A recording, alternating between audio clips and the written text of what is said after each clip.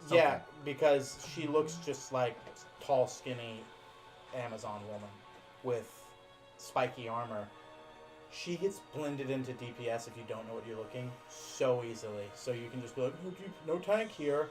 Let me target these healers, and it's just like... What's the Russian lady? That's my main concern. No, she's skinnier than her. I imagine so, because I got used to her, because she's still bigger than They've made her bigger. They've made her easier to spot. She's got like that thing wrapped around her waist that gives her kind of like a little bit more poofy dimensions. Mm-hmm. Like there's a lot that they do, but... Oh, before we begin, I'm just gonna... What is that? I'm just gonna go ahead and... Can I get the bone claws, please? No, thank you. Yeah, I'm gonna need those bone claws too. Well, what if I say no? Like, those are trolls, but I might need them as well. It's always good to keep them on standby. Just putting things on standby. Yeah? We're just putting things on standby. No, that's for us. Oh, no. Oh, you gonna use them? What do you want to do with Basco? We can't use the Leviathan. He'll destroy everything. Do you want a foresight?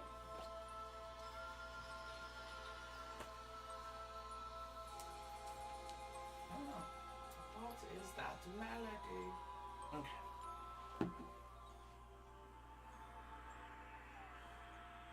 Are you feeling it now, Mr. Krabs? Yes. Plankton built his life to act the way he does. It does. Everything was on purpose. So all of the rudeness and the snarkiness was something that he wanted. Mm-hmm. Hey man, some people are into it.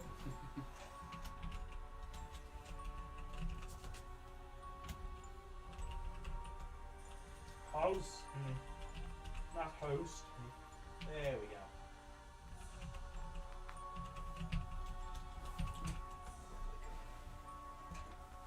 Snorf and Excedrin. Snark. Arkham. Snarkham Asylum.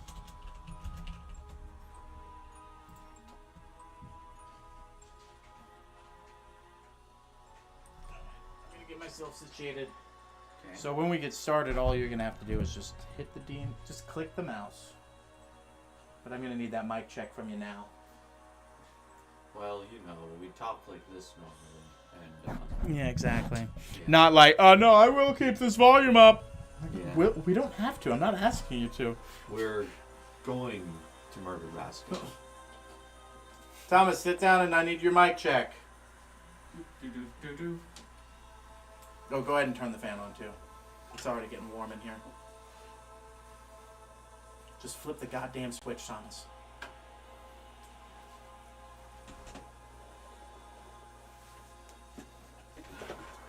Hello, everybody.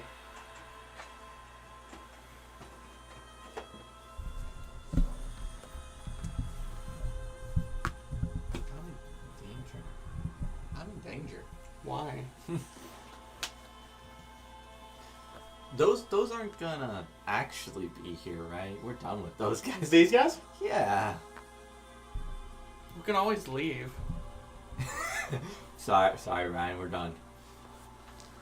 This is too much. I remember Brian will be in this fight, presumably. We can't go through 3 fights in a row without rest. Oh no, this is only fight 2. Wow, we're really bad at just continuing. Oh, what a week. Sir, it's Wednesday. Yeah, so what had happened was the Praetorian saw that you guys do this and very much was like, hey, they blow their load pretty heckin' early. So all I really have to do is just send them one big strong fight. This was originally all going to be at one time. You were going to fight all of these people. And then it was just sort of like, no, if we send them in waves, you guys will be like, we'll just demolish these guys. And then the other one just shows up immediately right after. Pretty fucking rude. Yeah. If you remember, I pointed out a few sessions earlier that you guys had done that a lot. So just, you never know.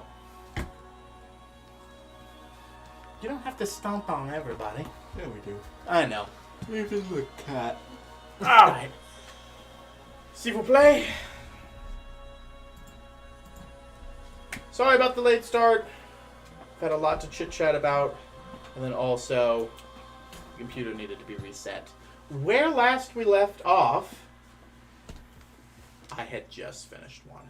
I don't think that's going to go through. Sorry. Where last we left off, not a lot happened. We had a combat with an evil undead wizard. Your time stopped. He learned time stopped. He time stopped. He turned the tables. Things were looking rough, and then one guy played it smart. And by smart, realized that everybody else around him, combat-wise, was pretty dumb. And couldn't make intelligence saving throws because they're undead.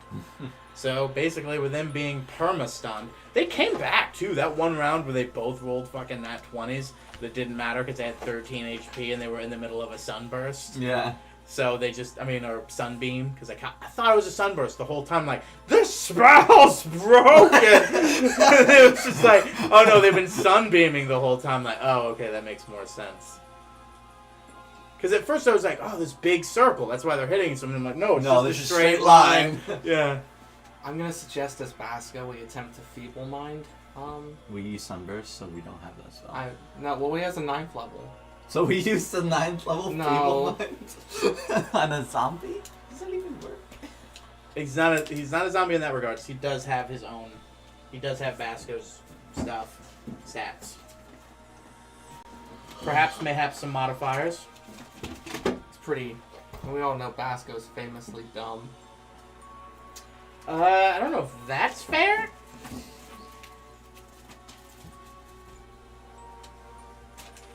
Cheat sheets out. I think maybe this will be the session we break out Shillelagh. Shillelagh. We all have artifact weapons, so I don't think so. You don't want to give it up for just a weak cantrip weapon? Hey, wait! If you casted Shillelagh on my spear I used for that one turn, would I not be able to use it while I was feeble-minded? No, you wouldn't. He's feeble-minded. Shillelagh every weapon he has. Ooh. Oh, no, use this no more. We've got him trapped in a cycle. So with all that, a lot of back and forth, Feeble Mind's going, you just cannot get Feeble Minded. Twice now you've been hit with it, right? Mm-hmm. No, wait, that was you that did it, and it did hit you. Yeah. So a lot has occurred. There was debate over just instantly killing him, but instead an interrogation was suggested. They did find... Oh, before that, though, they found that a few of the adventurers that were here helping Brian, or not helping, but staying at the tavern, because it's a tavern, started helping Brian in the Teds. The Teds had suffered losses, but you guys healed them back up to being A-OK. They've been taken off of the battlefield, as well as most of the adventurers, because most of them don't have around 2 in them. Yeah. The undead, once again, are swarming in from both doorways. Brian is handling the doorway on that side mostly alone. The adventurers that exist have sort of operated as a range capacity / sort of final line of defense because they can't be on that front line with him. So they're sort of shooting arrows towards the guys that are attacking Brian, and if they get past, they're kind of there like making sure they don't get into the tavern because their wounded are currently being, plussed up. But that's what is happening in combat. Let's get to combat. You realize that there's an undead just at the edge of your extra perceptory abilities. And it slowly got closer and closer until you realized it was walking right towards a wall. And then you could almost feel it on the edge of the wall. And it changed. Something happened. When you looked to the top of the wall when it got to it, it seemed to be just a squirrel with mayhaps an injured leg or a modified leg of some kind, before it warped into a horrible vestige of your friend Basco. Instead of a good mid to long length, brown, well-combed hair, there's patches of it missing. It's grayed on the ends. It's wiry. The jaw, while slender, is now almost bone. Teeth showing as the gums are curling away. It's larger, too. It's like it's almost growing bigger than its skin should be able to handle. Skin is pallid. There's a lot of muscle tissue still. Almost more so, but it doesn't look like it's good for his frame. It doesn't look like a happy, well-made body. You can tell immediately that there's some sort of curse on it. Because the same arm that now is doing well for him seems to be... Inversely, the one on Basco is now decrepit, rotting, horrible. Worse than anything on like a zombie. Like, it is actively in decay, and the necrosis appears to be growing up his arm. Oh no. Yes. Oh no, indeed. I'll give you this, so that the people know at home, because I told you guys. When the arm was switcherinoed a long time ago, the teleporter cut it off. And you guys had a conversation about it, too, of why the fuck he would give this back if he was your bad guy. And you kind of rolled like a 16 on investigation, and there was just a sort of like, hey, you know, if you took your arm, you'd investigate. If you gave it back, you'd be like, case closed, walk away. And you guys were like, yeah, that works. Case closed, let's walk away. And I was just like, bingo. You guys came so close. A detect curse was used once, but it was used explicitly on you. Yeah. And never on Basco. It would have identified the fact that Basco's been cursed this entire time. It basically has been gaining his experiences as well. So it's learned what he's learned. It has his capabilities. His body's essentially soul-linked with this one. To me, if I cut it off, the other one would lose its arm? No, because what seems to be happening is he seems to be reaping from him. It seems to be a very one-way relationship. If it's not going to benefit him, he's not going to get it. Just like the things that have happened to this one haven't happened to Basco. That's why they were able to modify the body. That's what Clayton was given, the opportunity to modify this undead monstrosity into something even worse. But that arm is still technically Basco's arm, because Basco has the clone's arm on him. The arm was given, he made a clone from it, body sprouted, kept that arm. He removed it so that he could give the clone arm to Basco and then put it back on. So each person has the other one's arm. So Basco's right hand, even though it's a clone, could wield the Moonblade. This one is actually Basco's arm and can wield the Moonblade to destroy the Evertree. All that being said, that is where we are at. Thomas, no one can see you when you sit like that. And now, you have your couple seconds. You said you wanted to talk out of combat. Maybe want to get him out of combat? Convince him not to fight you? Yeah. The undead being yeah. designed specifically for the destruction of the Evertree and your guys' friendship? Hey, no, you can join us against it.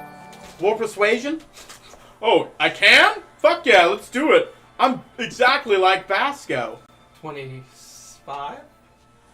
That was also the sheep. Come on, you join us against the he kind of lurches forward in his arm, which you can tell that arm it's more healthier. It's doing better, but it is still like growing and is larger.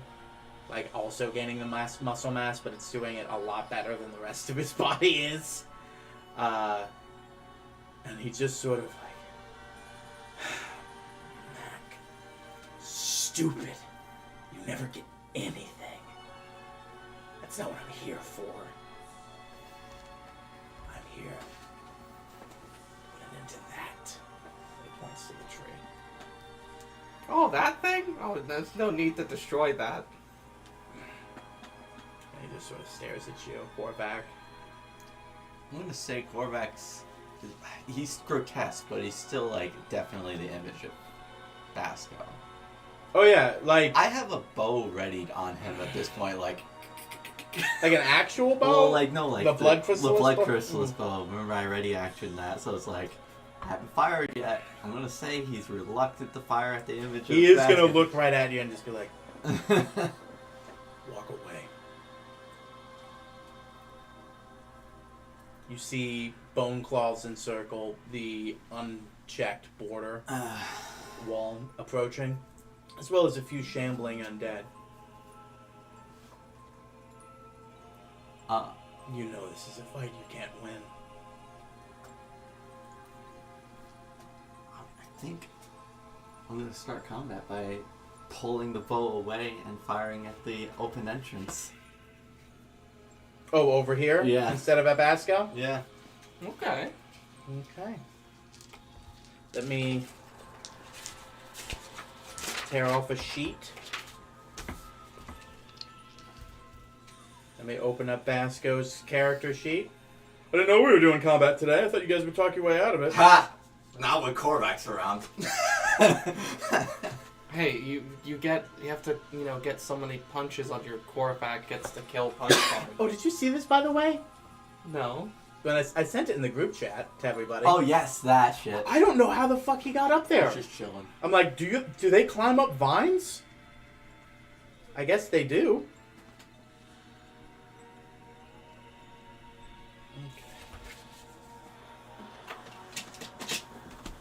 A lot of my shit fell down there, Marnie, so you better not be eating pins or anything. Okay. Let me just make some quick adjustments.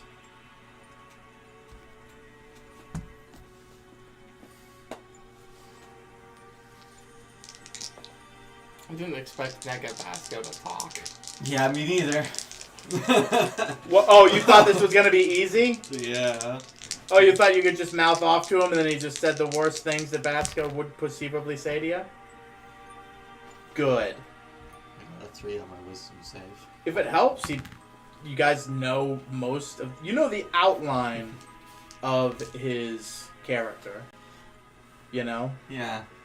It'd be fucking funny if like an undead awakened fox and owl just walked in. Oh no, these aren't like clones that I've made. These are actually them. I went and killed them.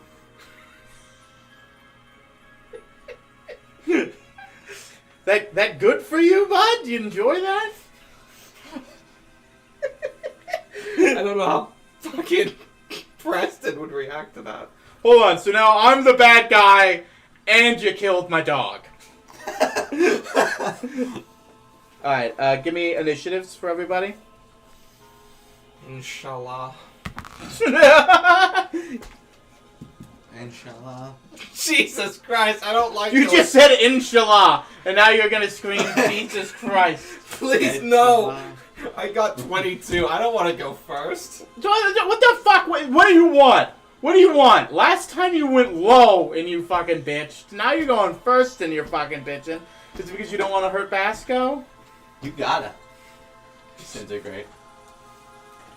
You want me to disintegrate right into Basco? What if that hurts Basco?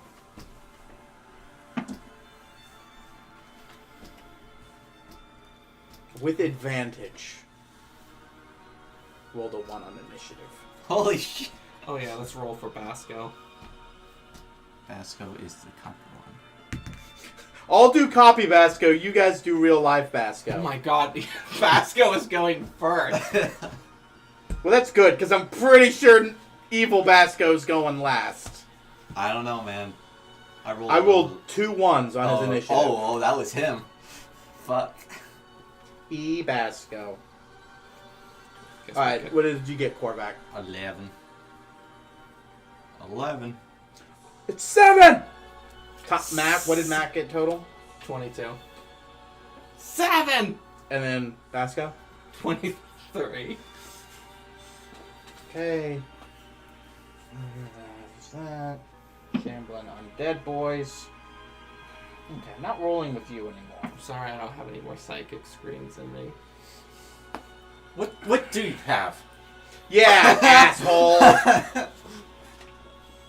So, Hey, I've backloaded all the bad guys. Yeah. So there's no fucking excuses in this combat. After your turn, it's just 3 turns of bad guys doing shit. So, y'all best do a lot this first turn, or else y'all gonna regret it. Okay. so let's ask the first important question since Basco will be starting this combat. You think would he give you foresight? That is a good question, because we did talk about this. You should work out which one of those 9th levels he's gonna use. Because as much as I like shape change, there's like not many creatures we can put onto the battlefield, which also doesn't put like the Ever Tree at risk. But pumping you up to be a fucking monster. Now remember, him and the Evertree are like in cahoots, you know? They have a bond.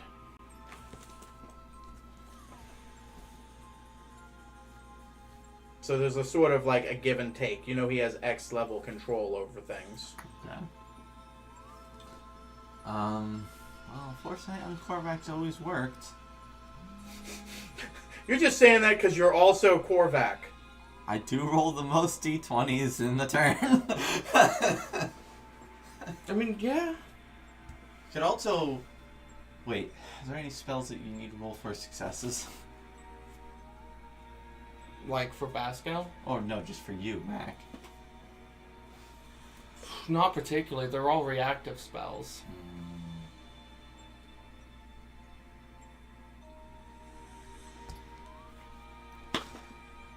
Well, I'm gonna say foresight, honestly. I just realized Basco had Cone of Cold twice on his spell list. He loves it so much. I think there's a reason for that.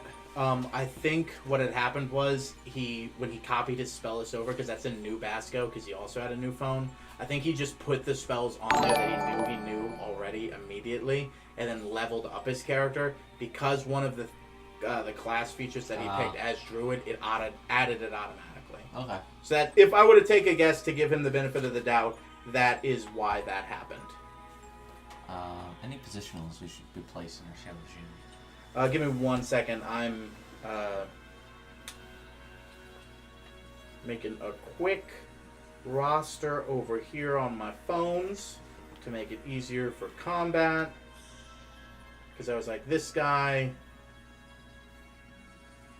Who is buzzing over there? Wasn't me this time. It wasn't me either. So I'm leading to think that it was, in fact... Okay. Say my phone's on Do Not Disturb. Let's get down to business and beat up my friends. Okay. Set yourselves up how y'all want to organize yourselves, and I will put who is actually on the field. Kerplop. X out. No. They must be out of sync.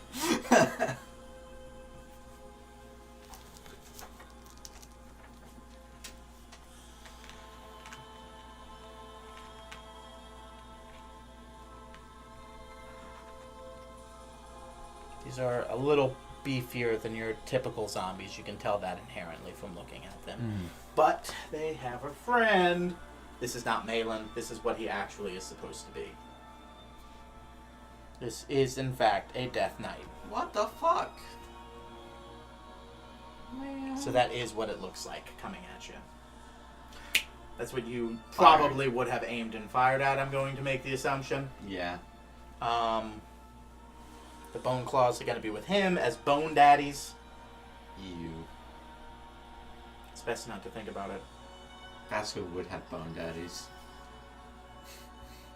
So now I'm going to do a few things. Get this the fuck out of here. Drink it all at once. Repeated history. Let's do this! These things slowly start making their way in.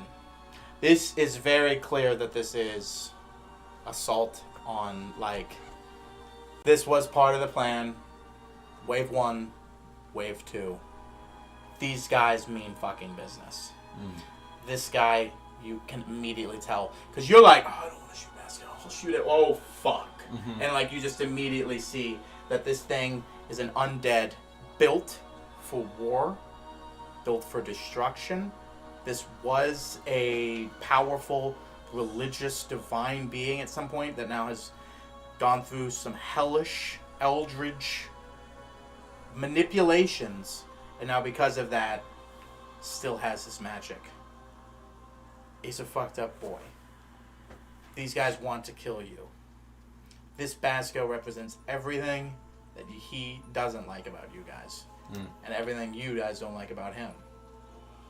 Because he's been under the Praetorian the entire time. Imagine a Basco that listened to Malin, essentially. What's up? I was just counting to see, make sure certain lengths of space. Okay, let me just move him back one. No, that actually helps me better. Yeah, move him back one. Move him forward one. That also helps me. What do you want?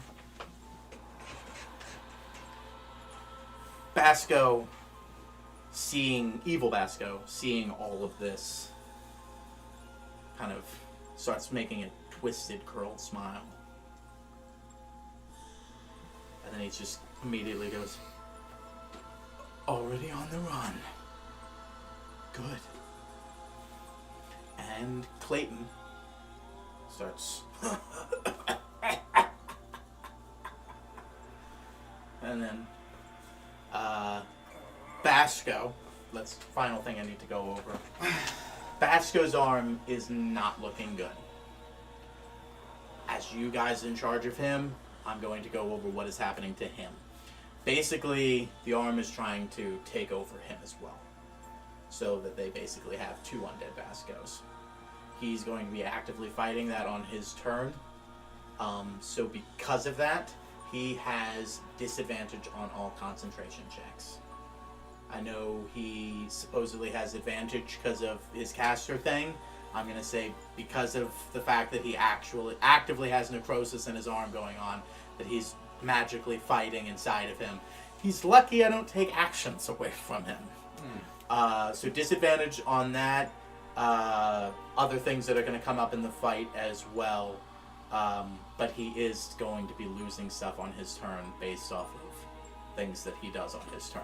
He can basically do other stuff, like participate in the fight, do things that you want him to do, or actively take measures to try to fix something on his arm. However you guys want to handle that, I'll let you decide. And then based off of what he does, it determines what the arm does to him. Okay. So that being said... I just need to clarify, is it his dominant arm that has the necrosis on it, or is it non-dominant? It would have been his dominant. Because why else would he reach for something with his non-dominant?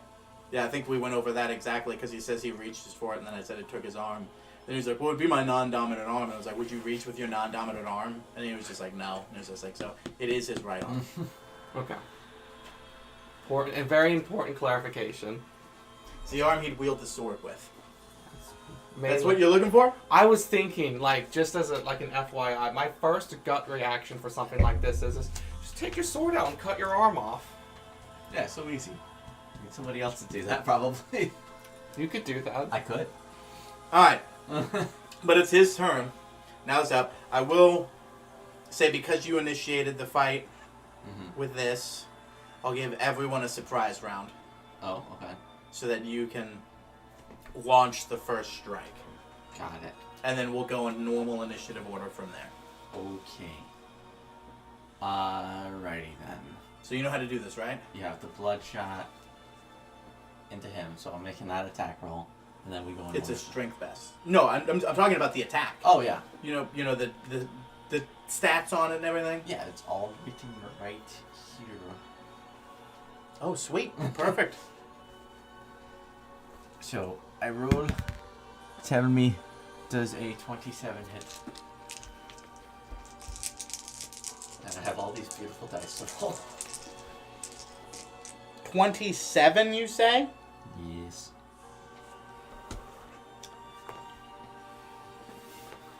You don't know how funny that is, Oh. And I'll explain why later. Oh. But, yes, that is. Basically, if there were one less, he could have burned a reaction to make it not hit. 10, 20, He's a strong boy. 30, 35. On the Death Knight, old DK, as we like to call him in the biz. Yeah, DK. Part of the DK crew. Is that 35? Yep. Okie dokie.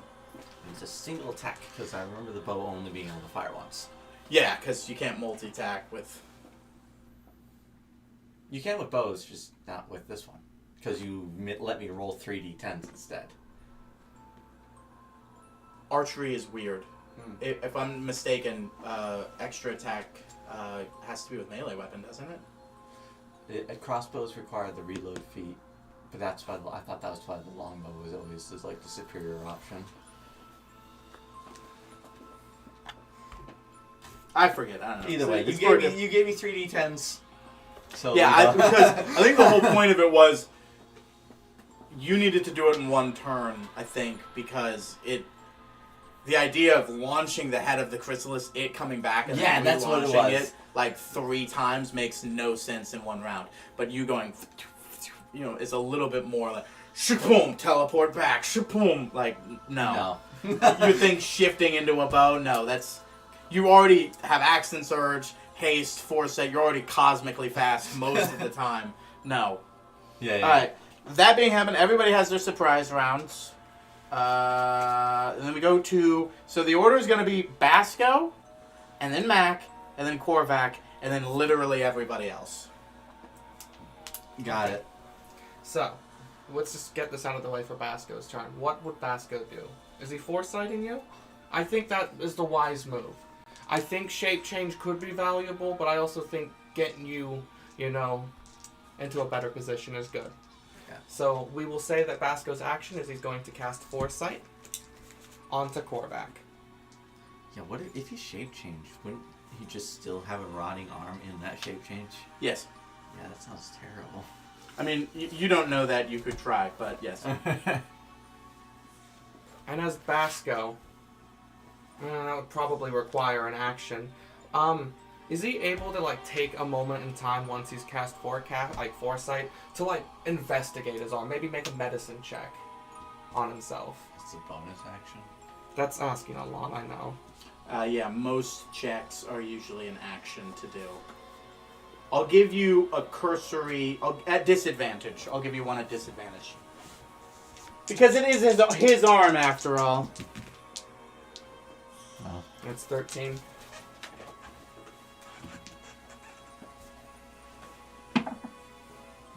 Speaking of 13, I just rolled a 13.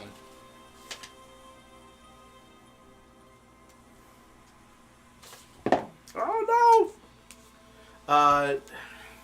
I'll tell you this. With a 13 medicine check, Basco's 100% sure of one thing. This ain't good. Yes. It's growing. It hurts. It's trying to domineer and take control. But it will suffice at killing Basco. Okay. And then for movement, we would say Basco would kind of, 5, 10, 15, 20, 25, 30, 35, just kind of get out of the way. Maybe here. I just want to say, not just towards the Death Knight, just a little ways. Sure. Give me a Constitution check for him, please. If you want to do the rolling. Disadvantage? Or regular? Is this Constitution check? It's not a concentration check. It's a Constitution check. Yes, okay. So I rolled a 6. That's a 10 from him. Okay.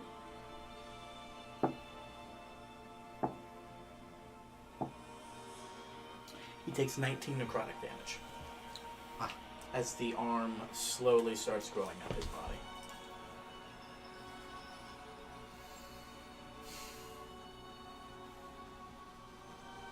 I'm gonna have to cut him off at the shoulder.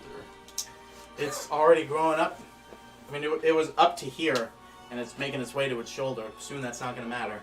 Yeah. I would say as a free action, Basket would just yell out, "Oh God, this thing hurts!" Oh, 100%. If he's not screaming about the pain that he's in right now, it's one of those it hurts so much he can't scream scenarios. Yeah. Yeah. His arm's literally rotting off of him.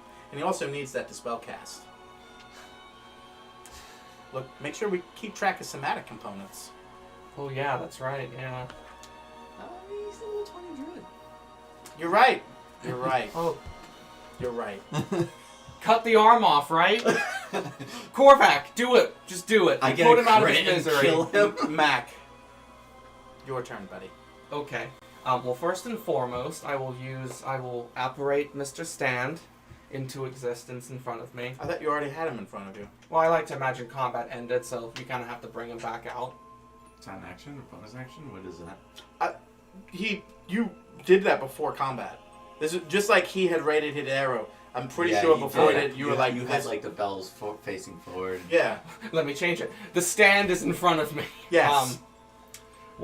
So I'm gonna take out the Staff of the Magi, and I'm going to burn 4 charges on it to cast Wall of Fire.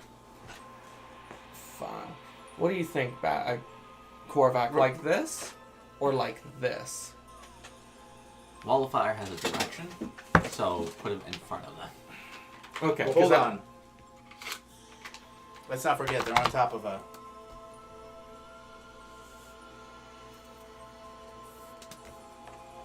They're on top of a wall. How high is the wall? Probably about 40 feet. Okay. So Wall of Fire is only 20 feet.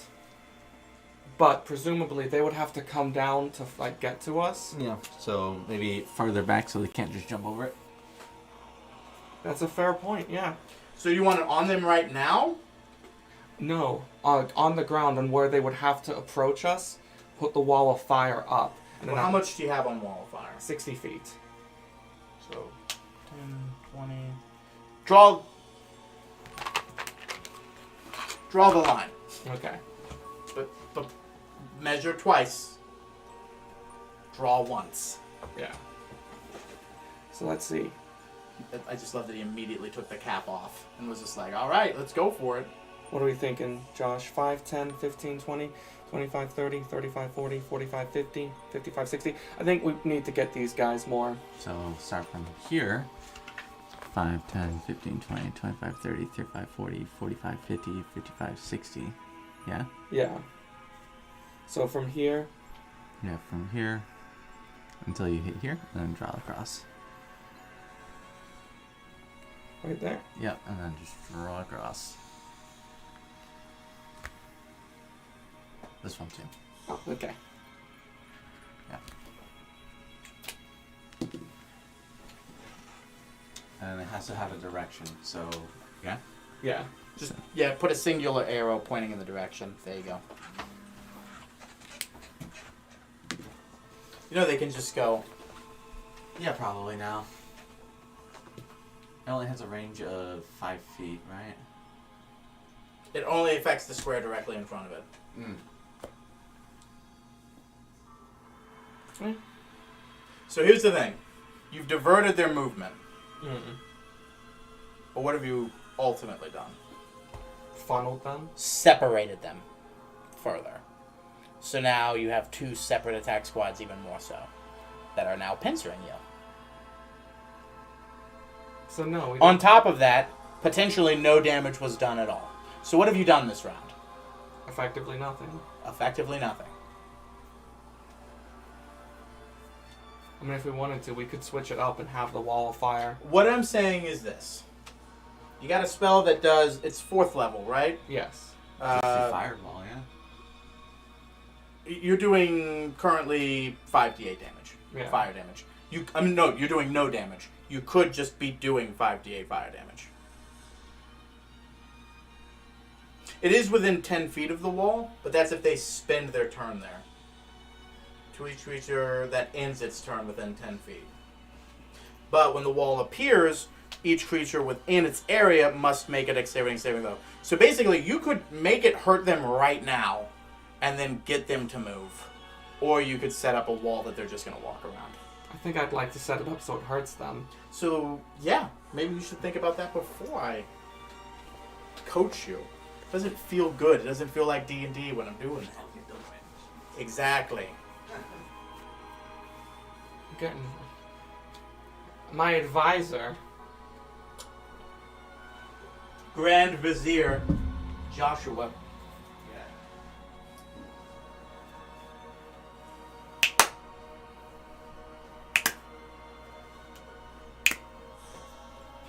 Just to find out attacking Nega Basco also hurts Basco. Yeah, we'll see. I'm just a little stinker. Or just a little stinger. I don't like that. Okay. So you have the red marker again. Yes. Want to try this one more again? So instead, we're gonna want it like right here. Oh, Got it won't reach them. They're too high up. It's 20 feet high. That's 40 feet high. You can make it on the wall. Oh, that's right. He's mad. I know it's hard to like visualize on the board. Yeah, they're up 40 feet. That's 10, 20, 30, 40, 50. Yeah, it's not 120. So you could just do bing, bing, ding. How long is it? 60 feet.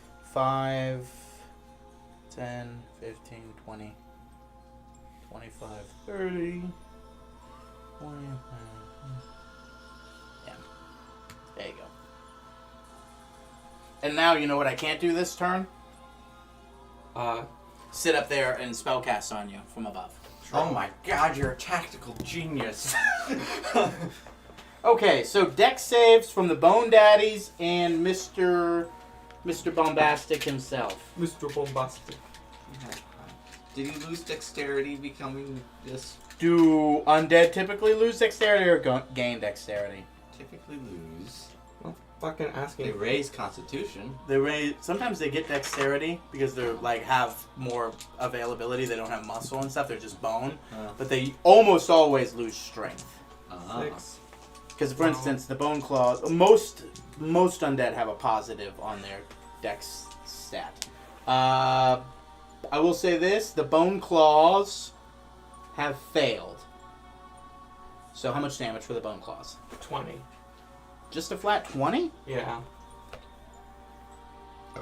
Excuse me.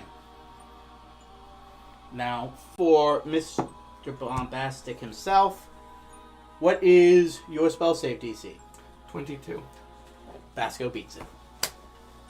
I hate him. I hate him. I hate him. Should have fucking just. He just beat you. But so he takes half? Yeah. Should have usurped his throne ages ago. Is she like rooting you on? Yeah. You can do it, sweetie! Kill the bitch! Kill your ex-boyfriend! Is there anything else you're doing? Was that action or bonus action? That was an action. So you got bonus action and movement. Yes. And then the stand, I would have to use his action instead of Mac's action, right? There are some things that you can do in tandem. Like he can essentially, like he has his own reaction, like he can follow you, but you can sort of give him loose commands to do and operate on his own. Okay. 5, 10, 15, 20, 25. I know it's just because of this one bit that melted right here. Yeah. 5, 10, 15. I'm going to say Mr. Standboy is just ready to rock and roll. Are you sure you want to do that? You want to check up the spell Sanctuary before we do this? The range. He needs to be next to him for Sanctuary to work. I'm pretty sure double check that for me, but I'm 90% positive. 30 feet. 30 feet? Yeah. Okay, then if you want to make that movement, you can make that movement. Anything else for you? I thought it was 10. No, I end my turn. Quarterback. Newly foresighted quarterback. He's just like, I don't know what the fuck you are, but you gotta go. Yeah. I can't. Like right into you as soon as combat starts. Yeah, basically. Ooh. I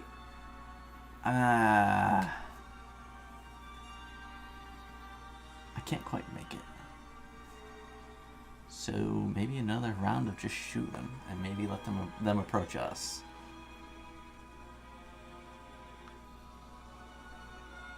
What do you think? This time I could get a crit. Look at all these dice. I mean, I think you're on the right move. I think you don't really have a whole lot of options for range, do you? No, this is it. Make those rolls. Don't.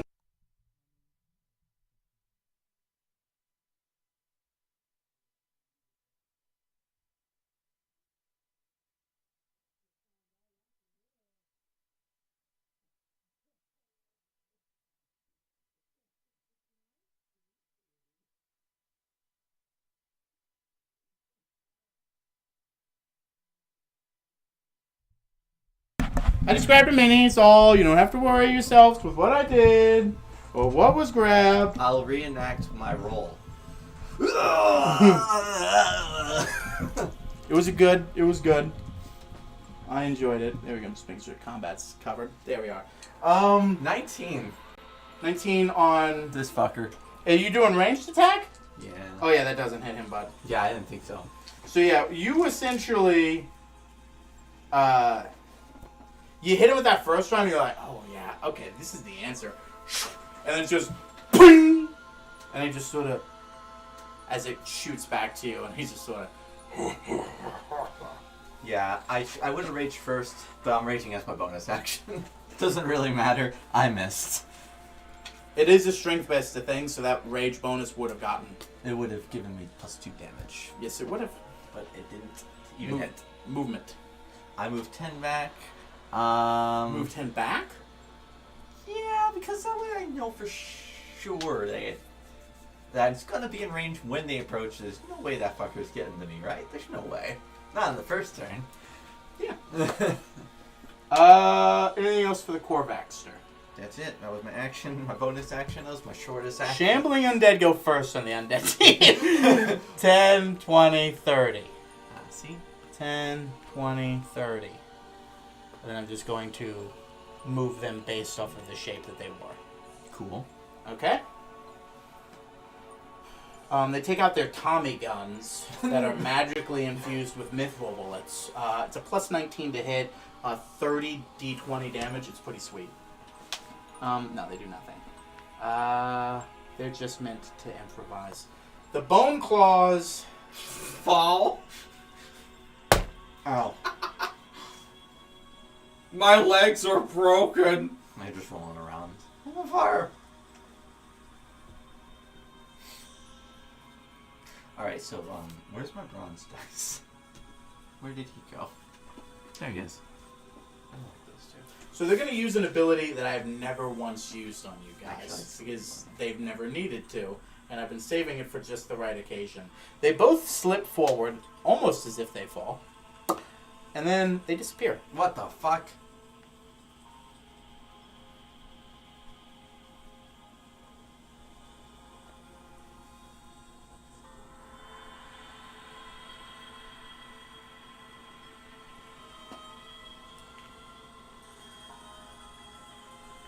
And magically teleport to the ground right here, unfazed. If they're in dim light, they can instantly teleport up to 60 feet.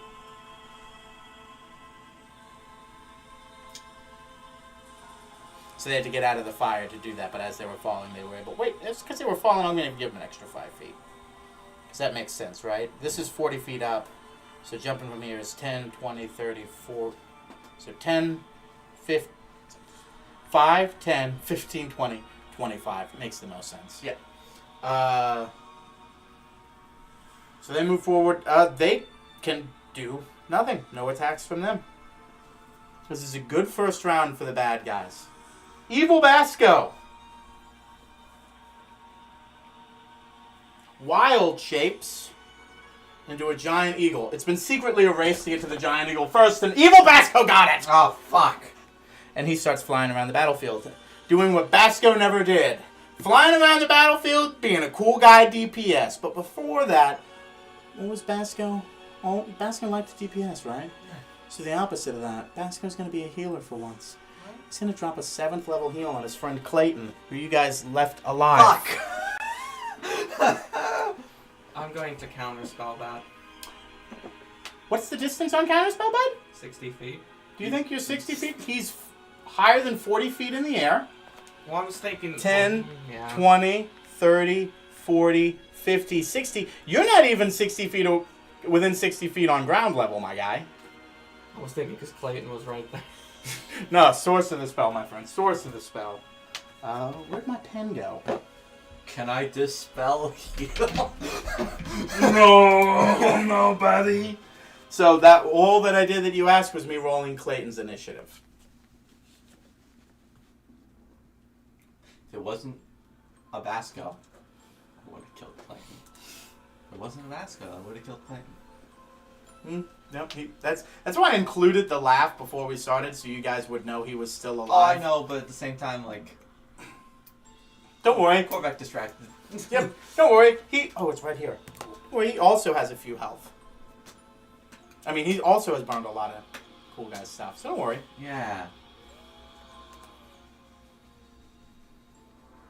Do you have like anything? I wish. Like you can't be like, because a thing is happening in front of me, my reaction allows me to attack. No. that is within 10 feet, but he didn't move. He was already there. If you have Warcast, or like Anti-Mage or whatever, maybe I'd allow But it. he'd have to cast it. Yeah, you're right. You're right. But don't worry. At the end of Evil Basco's turn, I'm going to also give him some movement, make him not just here. It's a damn shame he got up just to get murdered by me. There we go. That's right. We have the general in the back. We have a strong flank. Hey, gang. Yeah? I did a fucko move. What's that? I didn't roll initiative for the Death Knight. Well, We're gonna fix that right now. D&D rules he's not in.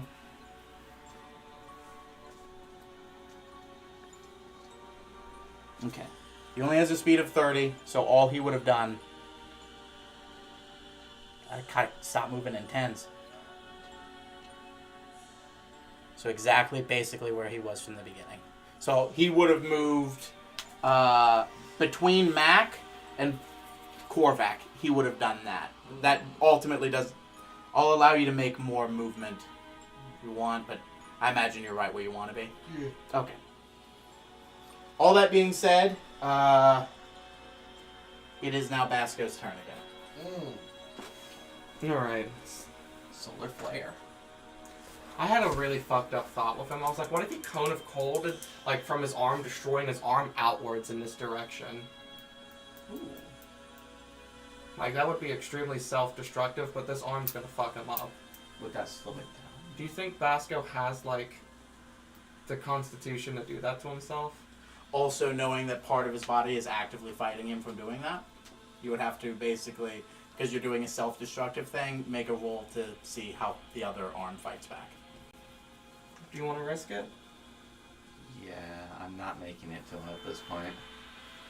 Okay. I love how, like, it's cut the arm off. Basco. Like, you guys have seen, you guys see destroy the arm and, like, see nothing else. You're like, that's the answer. Other than using Wish to get his arm back. It's wish or kill with you guys. Wish or kill. Wish or kill. Reset button or brute force. So, do we proceed? I mean, you could do a wallop of damage right now. You sure fucking could. But Code is the answer. Cone of Cold is the answer. Just but if you where? make the arm fight against you on it, Yeah, it might fail. Exactly.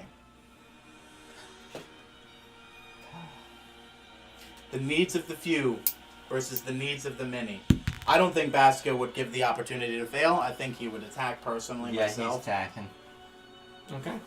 He rolled for it. I vote for it. So, realizing he's in a really, really shit position, lifts his arm up, like his dominant arm with the curse, points it directly at this group.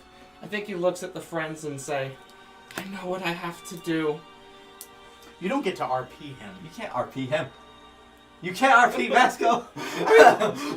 And I think he grabs his, dominant arm with his non-dominant arm and yells the commands for Cone of Cold. He doesn't have to do anything. He's a level 20 druid. It just as happens. Vasco said for the 30th. Korvac has said for the 30th time. So, what do you need from me, save-wise?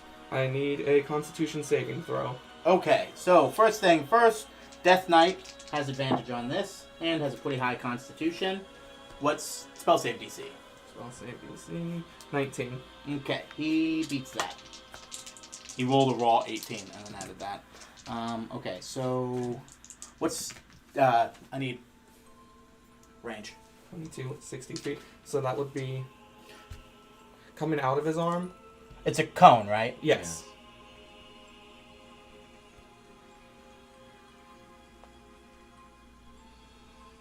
Everything. I'm gonna say, yeah, just to make... Except for maybe Vasco. Nega Vasco being up there. Yeah. Yeah, I'm gonna just say for safety's sake, everything but Vasco is gonna go through it. And it's con, right?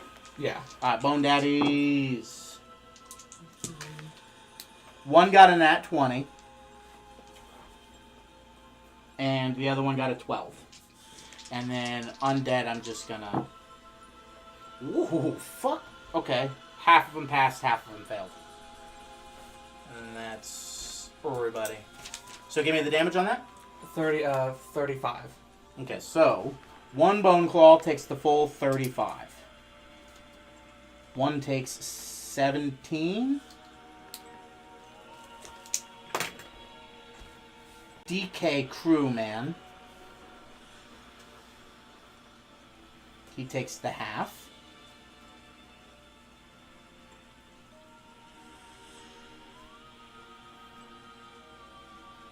And then Undead. Now you just gotta hit Clayton once.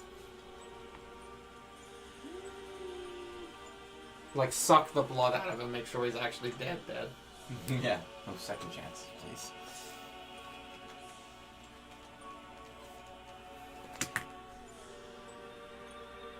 Oh, they're just frozen solid. I know, but It's not gonna I affect know. anything. yeah, I gotta take him off the battlefield. That was just in my mind. I'm like, yeah, they'd be frozen. They do. It's cool. That happened in the castle in Basque Street. Yeah. There was Yeah. an entire... He barricaded an entire walkway with his own dead bodies, and they had to start breaking through them to get through. And then he poison sprayed. And then it just kept poison spraying. So how's Basco doing? Yeah. So he's gonna need another Constitution saving throw.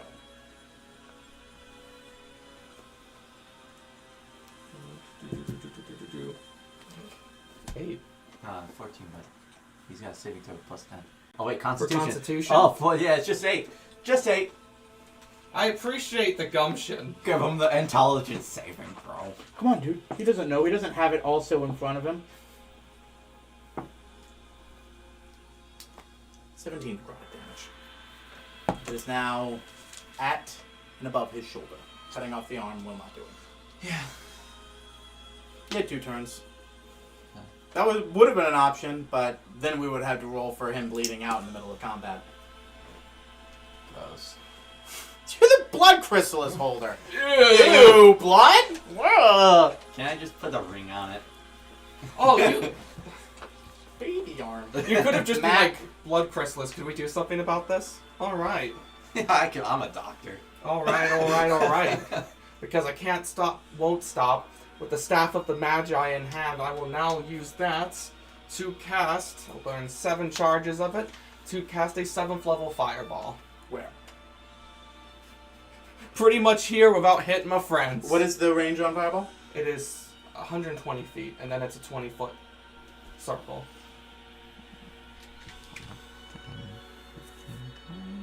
Hold on. You put it here. Yeah.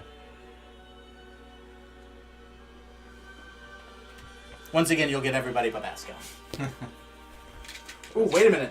I didn't roll for Clayton last turn. My apologies, guys. Let me roll damage on Clayton. This is why we do this. 4, 6, 8, 10. What's his spell save DC is 18, right? 19. 19. Clayton has failed. So Clayton took, what was it, 35, right? Yes.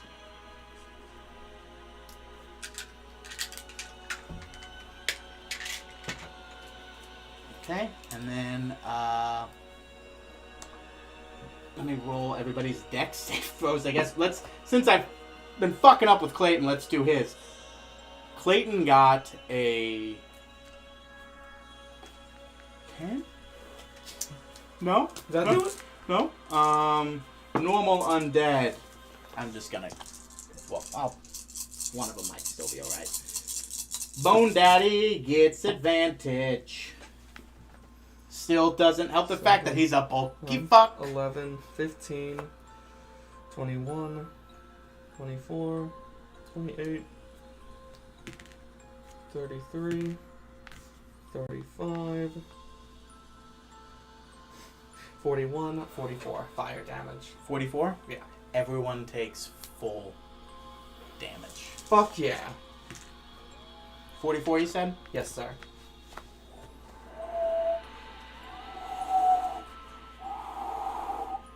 We just don't want to hurt Basco. Dude, you have no idea how close you were to killing a few people there. These guys are gone. Who would have thunk it? I'm gonna say with my free action. Oh. With my free action. Yeah, it's a goblin. My free action, I'm gonna yell, He's going to heaven. guys! What do we do about Basco? He's not looking too good. He's just kind of like... right now. Wait. Do you still have remove curse or something? I'm going to McGloopy yet. No, I don't. You don't?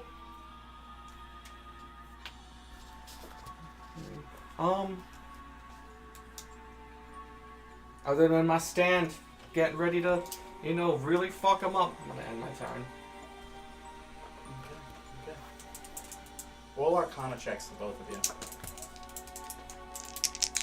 I don't know why people do this, but they make the same mistake that you guys have both made. Basco would know it, but under the distress, I don't know if I'm going to say he knows it enough to do it right now. 24. 10. Everyone likes to suck the dick of the power of getting rid of a curse. They like to think it's a very powerful thing. It's not at all. In fact, it's a very low-level spell. It's like 2nd or 3rd level. It is? Yeah. Oh. Which is weird, because how many other healing spells are above that? How many things that fix things are above that maybe do better than that? Maybe something to think about. That being said... Look up less restoration, greater restoration. Hey! I love so much that you guys get status effects. I'm like, how do we fix this? And I'm like, just hit it with a restoration and fucking go from there, my guys. You guys make money. But it doesn't matter. We're doing this. Mac, what are you doing? Oh, wait. Cormac. You already I'm gonna do fireball. You moved already and everything? Your bonus actioned up and everything? Yeah, I'm Give an good. inspiration if you needed to? Yeah. What was your bonus Well, action? I don't have really a good bonus action. Don't you have 2 inspirations left, or are you But I saving am- them for cutting words? You actually bring a really good point up. I am actually going to give an inspiration to Basco. Basco, you can beat this. You got the spirit in ya. Spirit's not an attribute in this game. Yeah, it looks like Basco may have to use a greater restoration. You don't have it. I do, but I have to be touching him. Does less restoration do it? No. I apologize once again. When the Death Knight moved forward, he would have absolutely have done this. Go ahead. Do it. I need both of you to make I'm not going to tell you the DC. I'm going to need you both to make dexterity saving throws. Yay. I realized he has a once a day move that I was just like, I was absolutely supposed to use that turn. I did not. Shit. What'd you guys get? 29. You are going to be taking half of everything I say. 25? 25. Wow, good job, guys. You take half of what I'm about to roll. 1, 4, 7, 10. Don't say it's necrotic damage. Don't say it's necrotic damage. No, bud. No. That's only half of the damage. This is fire. Oh, that was a 1. 3, 5. A lot of 1s. Holy shit. That's 5. Oh, that's fun. That's 5. So that's 10. And then that's 5. That's 15. 16. I rolled 10d6. Average on that is 35. And you guys are getting 5, 10, 15, 16 damage. Fire, that's halved because it's you guys passed. So 8 fire damage, which prevents your next turn's regen. And then 10d6 necrotic. This is where... No! I demand a reroll! I was literally like, well, this is where it gets good. I'm guessing this is not a spell that I can just sanctuary No, out he's of. basically hurling a ball of necrotic and death and fire energy and chucking it forward. He can do this once per day. I can sanctuary negate it.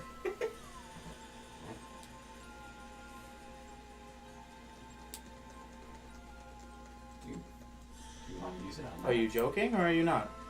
I think that's a lot of necrotic damage. I mean, normally we do this before I roll the damage. No. But I'm also have retcon to get backwards here myself, so it's only fair that I offer... Hey, we're gonna need as much, front load as possible. I will use sanctuary to negate the necrotic. And it'd be the whole thing, because it's one orb hitting you. Yeah. Okay, so whatever damage you just put in, that 8, and that fire didn't affect you. So let me just count this for my own sanity. 10, 20, 30 already. 45. Do you think I made a good move? 45, it would have been halved, so that's 22 necrotic. Yeah. So ultimately you saved yourself from 30 damage total. But necrotic is painful. I hate necrotic. I hate necrotic. And you saved his regen. We know, bud. We know. I hate it. It's my, one thing! Alright, you gonna Alright, that being said, sorry, but it isn't your turn afterwards. Because I added all those other people who joined the fray. And also... Clayton's gonna go before me. Both Clayton and the Deathclaw, because now it's the Deathclaw's actual turn. That's why I was just like, this was supposed to have happened last turn, because it was a ranged spell. Well, shit. That changes all my plans. I was gonna hit Clayton, go defensive stance, but now he's just gonna walk up to me and only get hit once. That counts. 2 14s. So, did I say 30, 31? 31 to hit? 31 to hit. Yeah, that hits. Okay. Where is my fucking... Whatever, this one. Please. Please what, kill him in one hit? Yeah, I wish.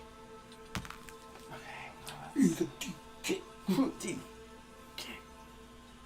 my blood His crystal? coconut gun fires and sparks. 21. 21 to hit? 21 damage. Yeah, I know. 21. Do better. I'm sick and tired. Alright, I'll greater weapon mastery like Death Knight next turn. Please do. I think you should kill Clayton. Yes. He's gotta be oomphin' up right now. No, he just wanted to burn his reaction, so now that Clayton can do what he needs to do and not worry about getting hit by him. She can leave! Yep. Shit! I'd like... Hey, remember earlier when you're like, why did he die so easily? Yeah? Can I use my legendary action? You're not supposed to talk about the legendary action I gave you. Oh, fuck. You're not supposed to talk about how you're 5 levels higher than him. Not yet. Okay, shit. Okay, right. I thought this was it. He's just really bad, and you're really good. You know? And it's just... I'll tell you later. Can we phone a friend? Like, think of an NPC that could just bam here right now to help us. Okay, so I wrote bone claws, and then that's how I determined the health of one. And I left too much of a space between bone claws, and I wrote everything quick. So I'm like, who the fuck is Klaus? No, that was claws. His coconut gun. I'm determining whether he's going to use his longsword attack against you. Yes.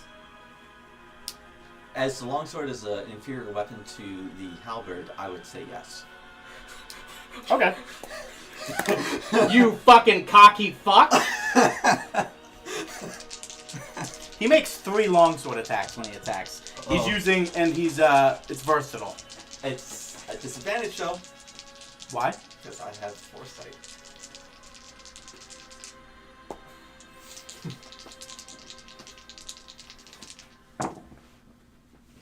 Okie dokie. 18.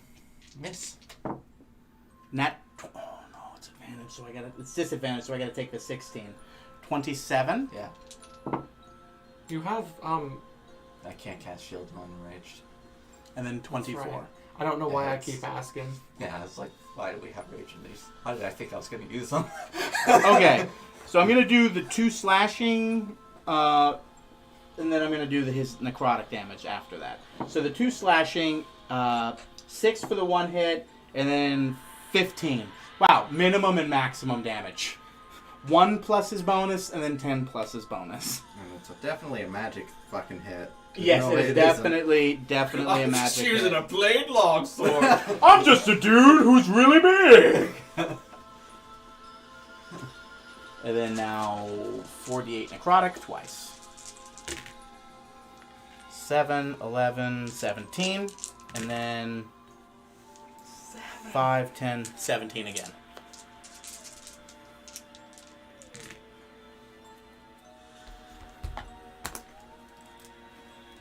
It's 30 for necrotic damage. I love that he's just like, he is a spellcaster. But it's just one of those like... Why wouldn't he just keep punching him? Okay. After that, it becomes Clayton's turn. Unless one of you wanted to use your legendary resistances or actions right now.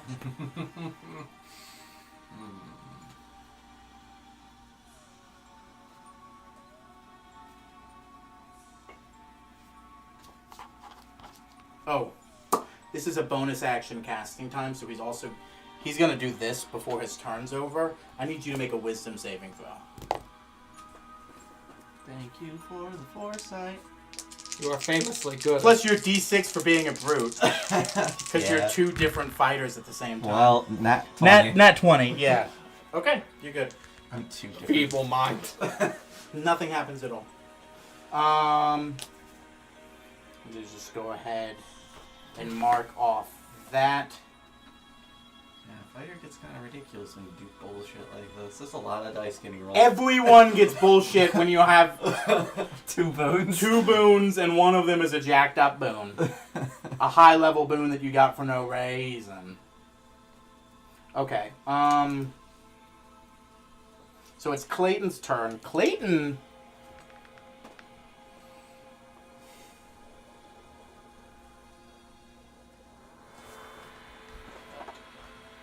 No, he did burn that. I was like, do I have? I'm like, no, I got 0 of Still everything. have this.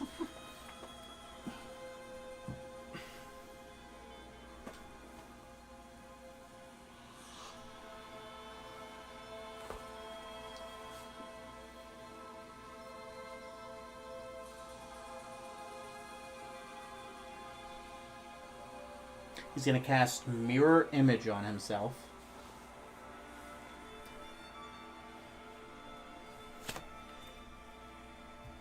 That's a fun spell. It is. I had that on, I put it on Crinch, and it fucking tore fucking Preston up when we played, because he was like, I gotta keep targeting Crinch. And I was like, alright, then he's gonna throw Mirror Image on. You don't even need concentration on it. Well, it just happens. I had that on... Just 3 fucking guys. Had them on Perry Lodge. It's such a good spell. So Such a good. And when you mix it with someone who is in combat regularly, not like so with an Eldritch Knight, I'm doing melee. So like I'm front lines. It's not like a last line of defense thing like it is with sorcerers and spellcasters, Yeah. which you should absolutely use it because that's beautiful. But imagine not hitting the tank Yeah. because he has fucking. It's just like, come on, I need to kill this guy. Don't you have to like roll a d4? You roll a every- d20, and depending on how many are remaining, your first time it's anything 8 or higher, you hit that thing. Oh. And then it goes to 11, and then it goes... Oh, no, it goes from 6 or higher to 8, and then 11. So Okay. you basically have better than 50-50 up Okay. until the end. Alright, I wasn't sure if that... I thought the rule was that you rolled a d4 after every attack, and it's like, oh, nope, that's the wrong one. Nope. Basically, each time a creature attacks you with an attack during the spell's duration, roll a d20 to determine whether attack attacks you instead. I already said those numbers. A duplicate's AC equals 10 plus your dexterity modifier, and if an attack hits the duplicate is destroyed. Oh god, I love that spell. Yeah, it's beautiful. Never used it. What's great is, just because they hit him doesn't mean it's guaranteed to actually hit him. They still might miss. Yeah. So yeah, he has that on him. And now that you burned your reaction...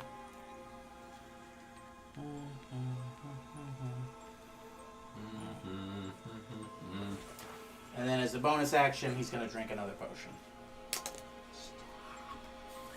He has 2 HP left. Thomas, you fucking... When you said 44 damage, I was like, he has 46 health. Do it again. Yeah. Don't forget, Vasco has 2 sorcery points? Yes, he does. And that was for quick casting. He doesn't have twin casting, right? No, he has twin casting. He has twin He casting? has twin casting and full casting. And quick casting, because you get 2. Oh, I didn't know you got 2. So... Okay. He gets X amount of health back. Twin casting. Alright. The Death Knight has moved. Clayton has moved. Korvac's turn. Alright, you look up twin casting, make sure I have the rules are right. Okay. Yeah, because he's got to do this. Alright. No more fucking around. You actually got a big guy in front of you. I can't move. I'm a fighter. Yeah, basically. You want a greater weapon master? I'm just don't let me go. Don't do it! Don't let me go, Joe. Oh, but think of the damage. It'd be 10 more damage. Nah, I won't. I won't. Regular attacks. If it helps, he doesn't require air, food, drink, or sleep. That does not help. 23 to hit? He uses his reaction to parry your attack. Ooh. He's such a cool god. Oh, I killed Korvac. Does he parry a 25?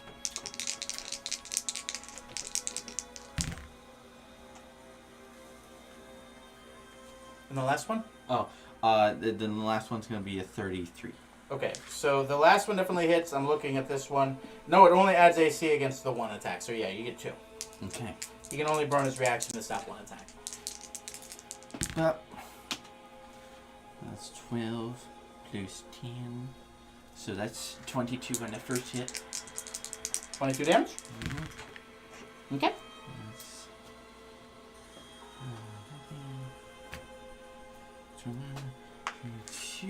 22 on the second hit. So 22 twice? No, 21 and then 20. Nope. Yeah, it was 22 twice? yeah. Just Weirdo. Glitch in the Matrix. Glitch in the Matrix. Bonus action? No, I'm just gonna. Not in this combat. No one has bonus action. Something weird's happening in time. This is. Weird timey-wimey bullshit. I haven't used a D4 for damage in a while. Oh yeah, because you have to. You're actually for once only using the back end of the spear. Yeah. This has never happened to me before. I apologize. So that's a 32 to hit. Or oh, I can reroll ones, right? Yeah, Right? Right? Yeah, I do. It's Confidence is growing. Actually hit for 20. Because I have plus 10, and then that's 4, 4, and 2, so... Oh, because you're raging. How's the Death Knight looking? Pretty Like good. Swiss cheese. Like, and like you've burned him, you've cooked him. He's just like a boilerplate slowly moving forward. But guess what? It's exactly what he was meant to be. To get the important, precious cargo. Fuck. Basco. He's still singing. Is there anything else you want to do? Do I want to... Trigger an attack of opportunity? I can still dance around him a little bit. Yeah. Is there anything else you want to do? Actually, I kind of want... Well, no, I don't want to get stabbed in the back. Yeah, that's right where I want to be. Roll insight. What's all my actions? Insight is a 7, right? So that's 16. Okay. Are you doing what you're doing? You didn't get enough for me to tell you. Does Death Knights do something fucky when you? That's not what I was getting. You're making a mistake because of something that's Oh. already happened. Oh.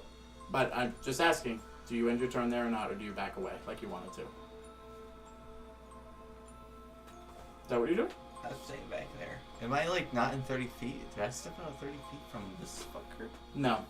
What am I doing wrong? Well, That's oh well. already happened, so you don't need to worry about that. Oh. But you're thinking inversely, like you've done something wrong, and that's typical Josh. But now that you say that you've ended your turn, do you end your turn? I end my turn. He used his reaction to parry you. You would have been able to walk away just fine. You had no reaction left.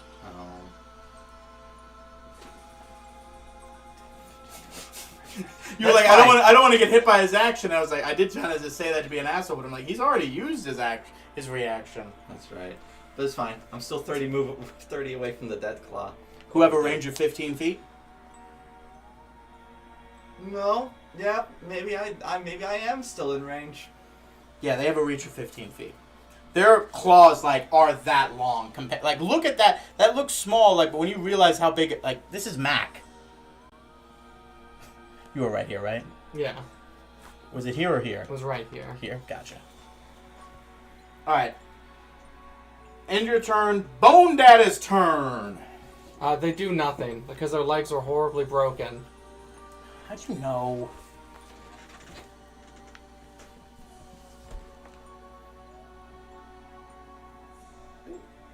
Wait. Okay.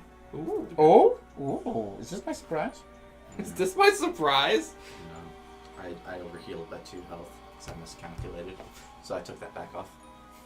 Also, by the way, Bone Claws have a speed of 40 feet. I wasn't able to give blood yesterday, so I need you to go to One Blood and donate twice as much in my honor. I already got stabbed twice today. One's here, one's here. You can't keep giving blood, Josh. You're not really induced with the blood chrysalis. We've talked about this. I need the money.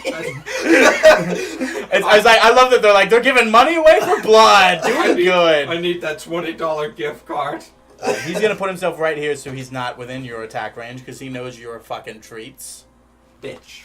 All right, so who wants to go first? Who wants to get attacked first? Me. Okay. Tell me, Thomas. Does a 26 hit? I'm gonna burn my reaction to use shield, so no. What's your AC? 22. Already? Oh yeah, you already Robe of His the Arc AC Magi. is higher than mine. What is it? Robe of the Arc Magi plus Dex Yeah. plus. You have what? Ring of Protection. Sorry, I don't was you? wrong. 21, but still. You have what is it? Ring of Protection. Yeah, Robe of the Magi. And then, You're also just plus 5 Dex. yeah, so... And also your proficiency's plus 7. I always forget about that. So that brings me to 27 AC. Wait, does proficiency? I was like, what are you talking about? It's just your dex and your armor class. So 8 plus 5 is 13. No, he's... Oh, you wearing no armor considered? He's wearing light. Or whatever the Robe of the Archmagi does. I mean, we did this already. I thought, isn't baseline 10? No, when you're wearing the Robe of the Archmagi, it's 15 plus Dex modifier. And then he has all those things that we just talked about. There you go.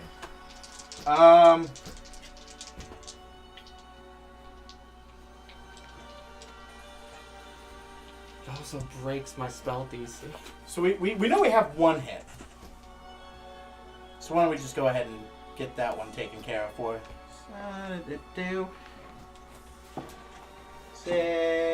12.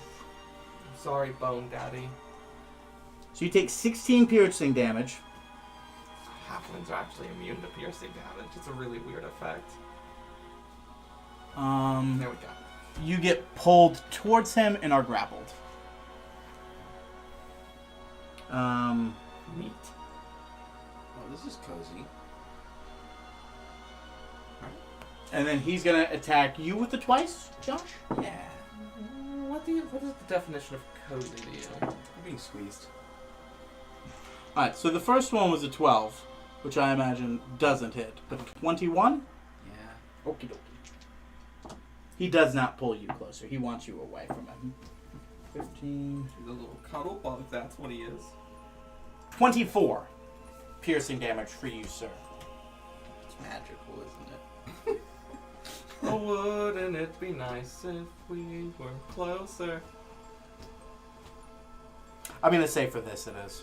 Yeah, no, it is. Like, what CR are these fuckers? 12.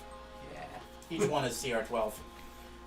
So I should be able to throw one of these at a group of adventurers level 12, and that should be a threat for them. This is why CR is like, one of those against 4 groups of 12, you could fucking cream him. That's why CRs are all jacked up. Why they have like CR 40? Well, those are all homebrew. After the Bone Claw, it's Evil Basco. Wait, is it a group of 12 or per level 12 adventurer? A CR, if it's CR 12, that means it can go in an adventuring party of 4 level 12 characters. Okay. So it's always an adventuring party of 4 is the ideal concept when it comes to CR. Wow, so you're telling me, like... And there are 2 of you. And you've got a Regular- CR 12, CR 12, this is a CR 14. Regular D&D is probably pretty easy, huh? Yeah. Yeah. And then you have all the things that stop you from dying. So even if you do die, Revivify, Resurrection, Raise Dead, True Resurrection, we'll get you back. Turn down, like, halt the dying. What is it? Spare the dying. Spare the dying. Like, there's so many, like, it's crazy. Alright, we're not talking about that, though. What we're talking about is the fact that it's Evil Basco's turn. He does nothing. As we do control Vasco. Oh no! Why didn't I think of that? Evo Basco hits Clayton with a cone of cold.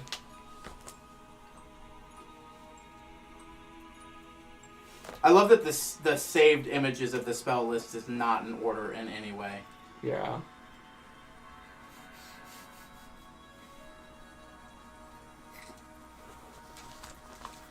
Wouldn't it be nice if my damage was a D100? Alright, so he's gonna heal everybody. He's gonna drop a... I can't believe Mega Vasco's a healer.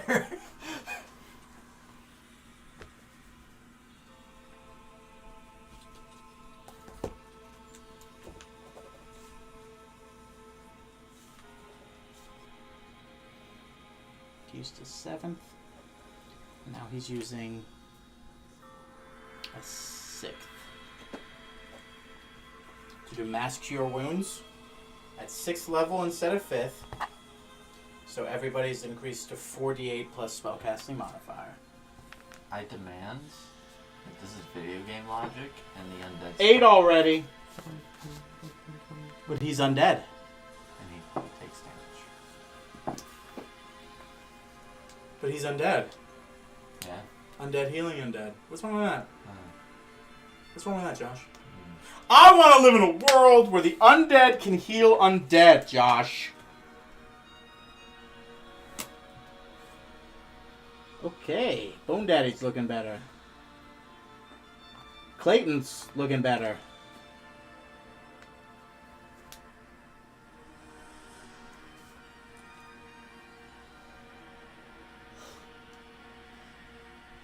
You keep yawning. I'm sorry. I'll keep giving you a reason not to yawn, my friend. I've been up since 8. Why? I've been up since 7. I don't know. Look how lucid I am. Sure.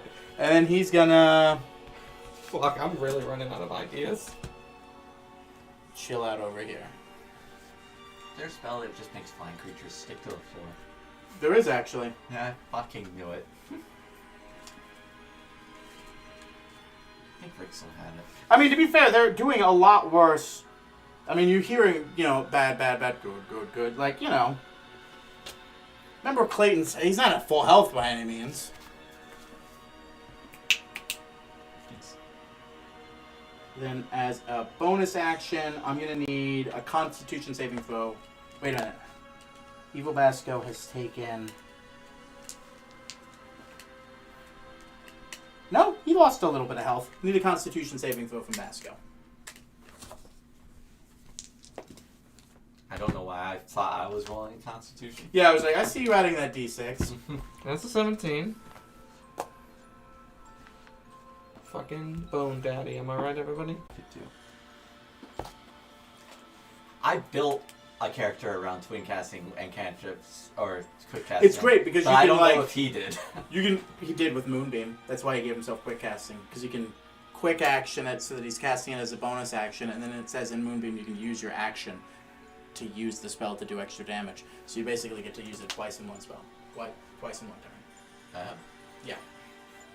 Quick casting is fun. Are you looking at Moonbeam? Poison Spray. There's a reason why I kept using that cantrip. Because of the cantrips that he has. They're zombies. Thank you, Josh. Don't do it. Thorn Whip. Which is 30 feet.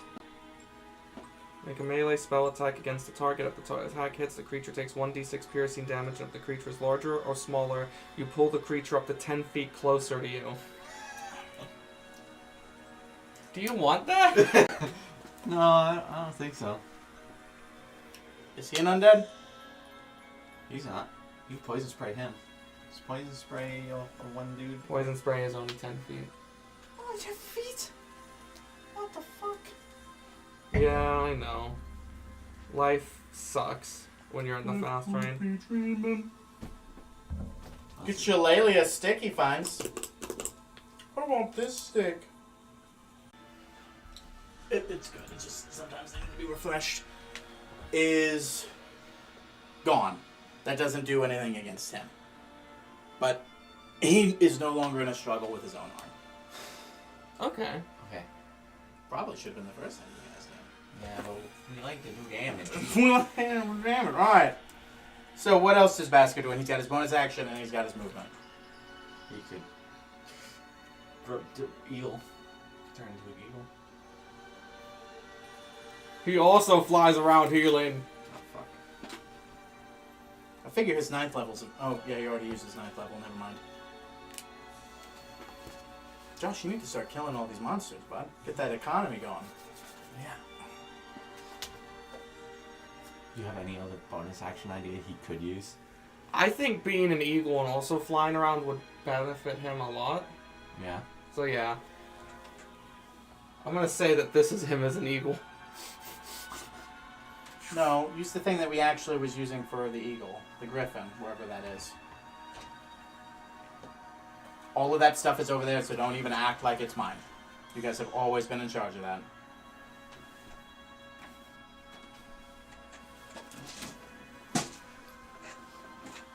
Has it not been in the miniature bag? The boxes?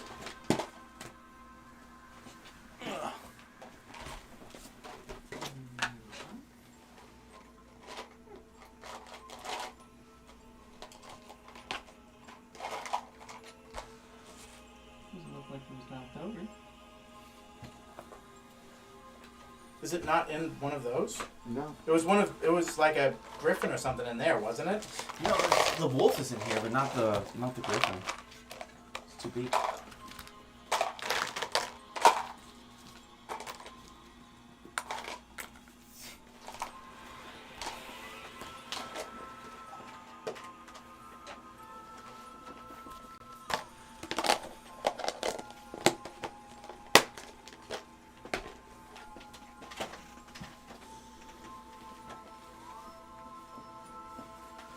Unless it's on the kitchen counter.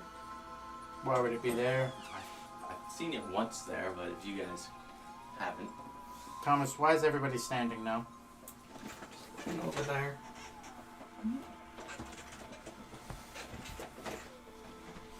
Yeah, we'll just substitute it for right now. We'll use the wolf.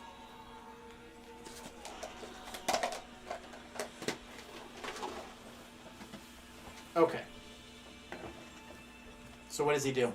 And then as a eagle flies upwards. Thank you. It's like we're wasting way much fucking time. I know he's a fucking eagle. Just tell me he flies upwards.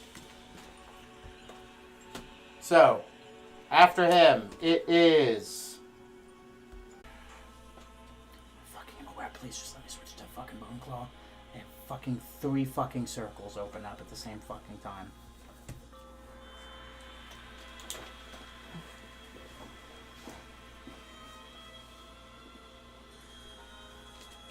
Okay. 26. Mine's 23, so that passes. 20 and a 6. Oh, well, 23.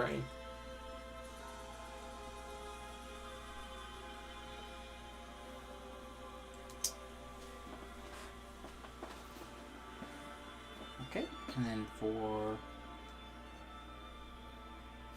What do you think? I rolled 20 and then added 6 from a second fucking roll of 20? It's like I just get to add it. I'm not you. I don't get to just add a d20 to whatever fucking roll I want to add. Alright, Death Knight. No. Death Knight has to crit to get yours. Where's the ball? I'm gonna, you want me to just end the fucking stream? What do you want to do? Where's the fucking fireball? The fireball? It's gonna be, like, just here, so it encompasses everybody except us. Where is just here?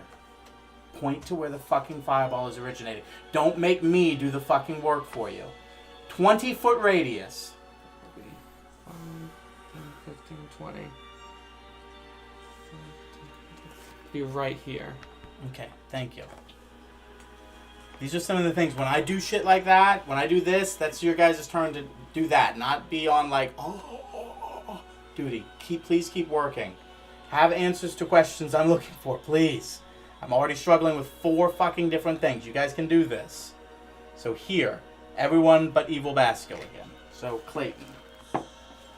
Clayton has failed. So that is full damage for everybody, which is what? 27. 27. So basically, you just undid the heal that he did to everybody. So congratulations. And then... Healing's bad. I mean, I know you said you didn't like it.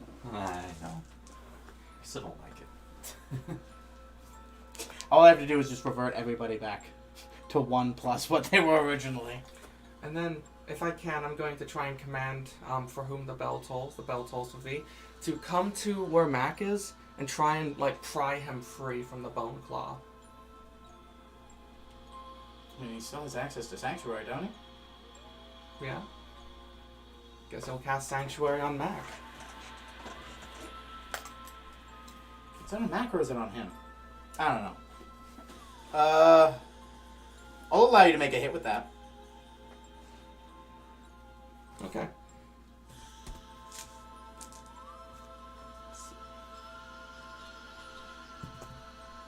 So I rolled a flat 7.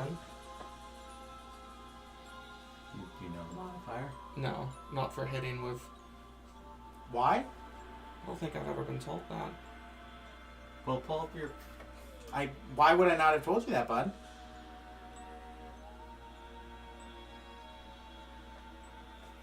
This is why I tell you guys not to put all the information that you think you're going to need into these, because they just disappear forever when I give you things for your character sheet.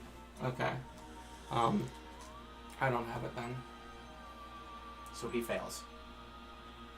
I'm going to say, I'm not going to go over what it is. I'm not going to look it up. If you don't care enough to have it ready, I'm just going to eyeball it, and I'm just going to assume that a 7 is not good enough. Because it is a DC, has a pretty sub-high AC. So yeah, I don't... Makes sense to me. Yep. I'm grappled, so there's not much I can do, so I'll end my turn. I gave you a huge, like, laundry list of things that it did. I'm pretty sure I gave you its attack abilities then. I'm pretty sure if you want to try. I'll look later. So we're just going to give up on it? Yeah, I'm sure it's in the notebook somewhere, but it's way in the back. Okay. Well, when you guys are struggling and running out of stuff to do, this is why I was like, you got to keep that stuff up front, up top. Because this is when you need it. Anything else you're doing? No, I end my turn. Okay.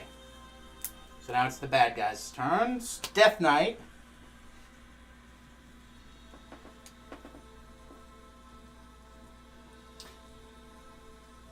His sword always looking like that? Like that's crazy, man. That his sword is just fucking... Yeah, the Death Knight looks like not great.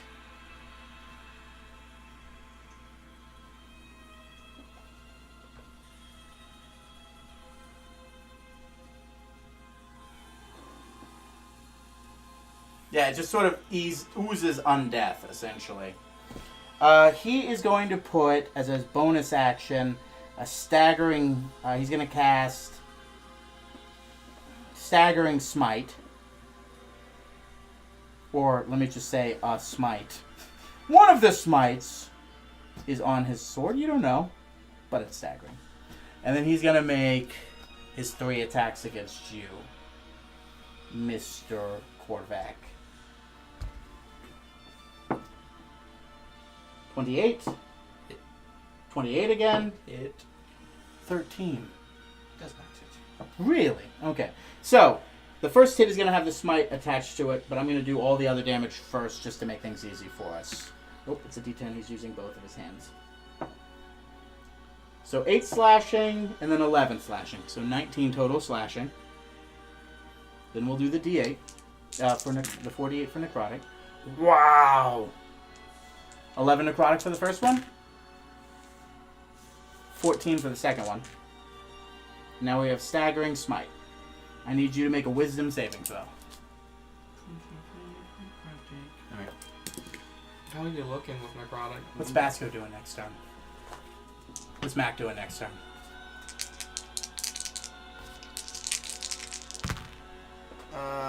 Still not great. 13. 13 was the Wisdom saving throw? Yeah. I really don't think that works. You said 13? Yeah. No, sorry. You take 46 psychic. 4, 10, 12, 15. You take 15 psychic damage, and you have disadvantage on attack rolls and ability checks, and can't take reactions until your next turn. Okay. So, just... Until end of your next turn. Okay, so I'm just swinging at regular. Exactly. You're you got it normally now. Clayton's turn. God damn, Clayton really is not much right now.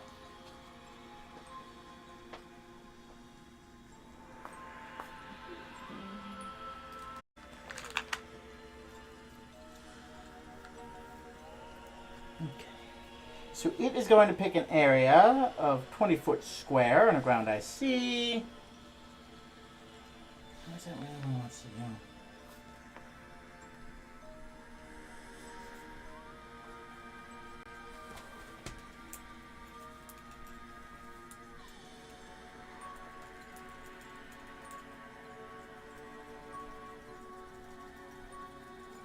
Well, hold on a second. Hold on a second. Maybe.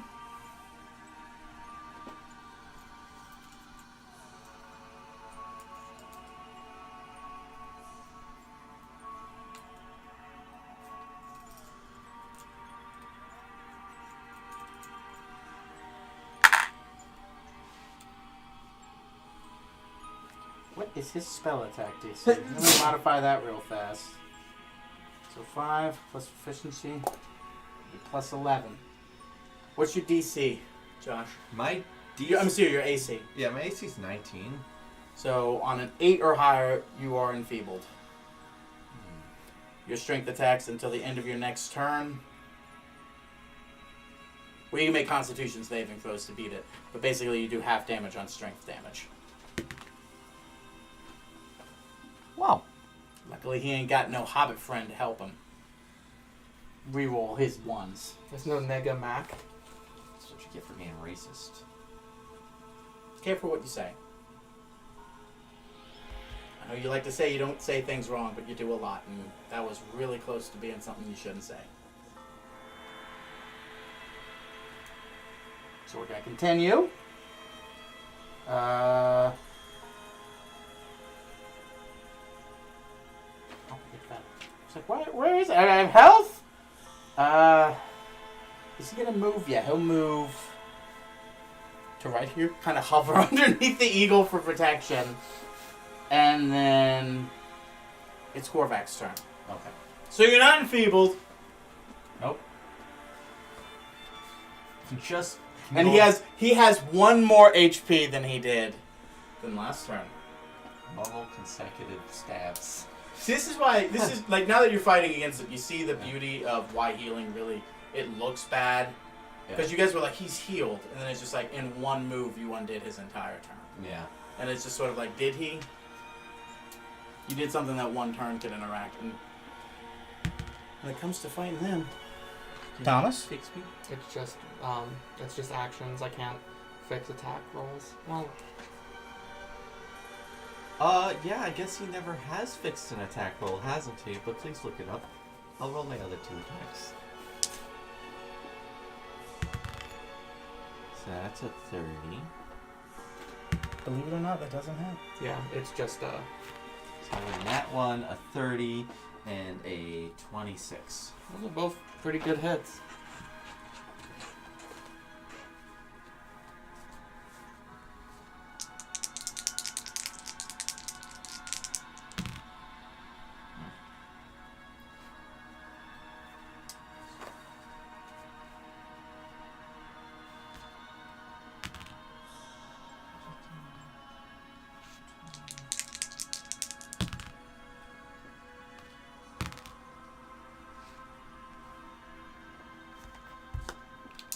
No, I was mistaken. You can reroll. Your Let me guess, one. you looked up your halfling luck feat instead of your actual feat that gave you the ability to share it to other people? I corrected myself.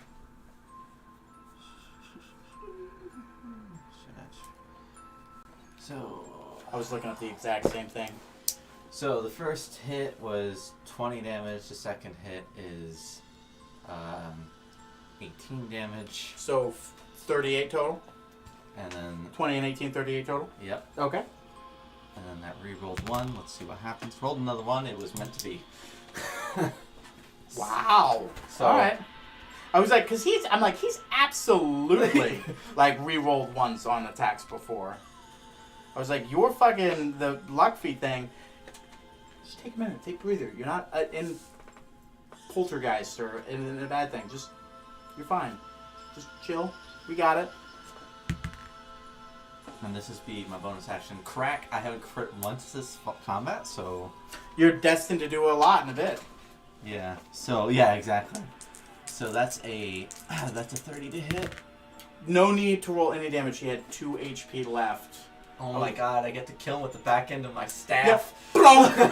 So yeah, you basically like Swiss cheese stab.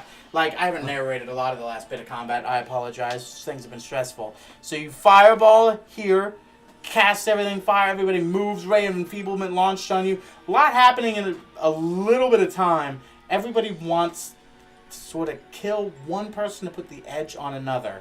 But you Swiss cheese stab him and just keep breaking through his armor. He's got all these indentions and it stabs and effects inside of him. He's like, I don't know if I can do this. And it's just clunk, clunk, and he's out of there. Nice. Alright.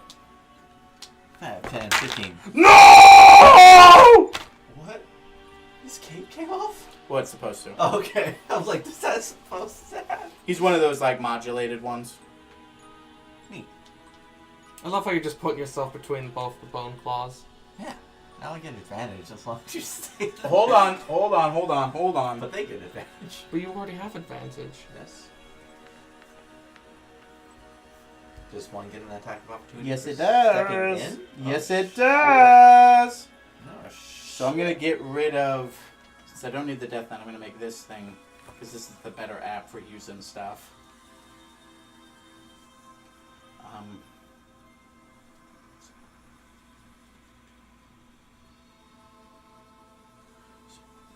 So he was there. So yeah, moving into this one, he gets to an attack of opportunity. What's crazy about their attack of opportunity is if they hit on that, they get the second one too.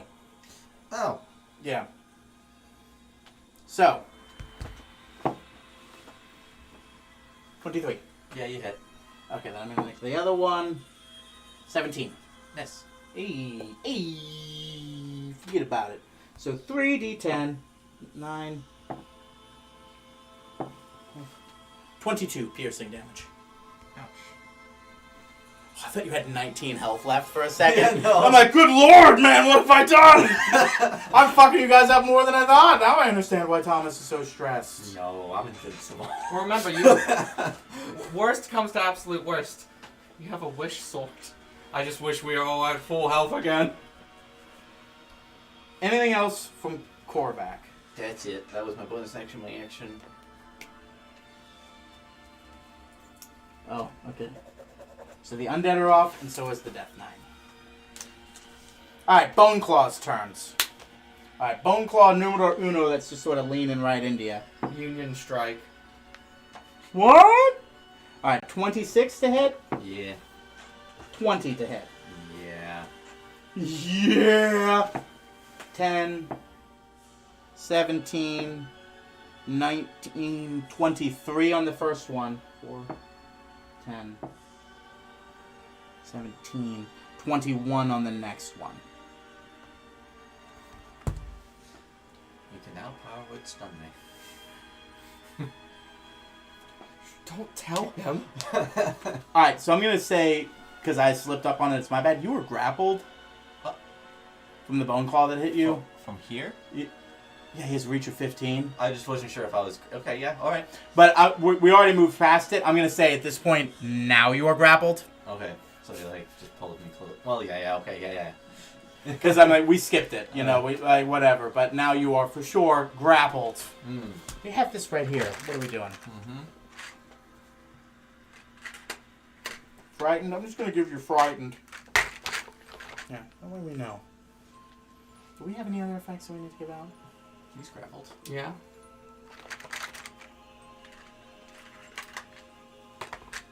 It's bigger than you are. Could have made everybody immune to grapple with Sanctuary. Oh, God! How bad is the situation? I think things were better with what you stopped. So nobody can move. So does that second bone claw?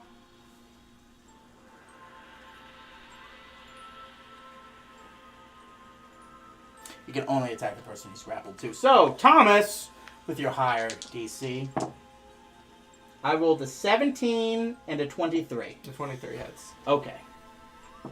16, 18, 22 damage to you. And you're still grappled.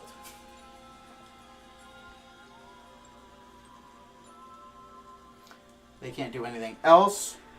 So Evil Basco's turn. So not a lot really happening in that turn. Just sort of to whoever they can do it. It's Evil Basco's turn.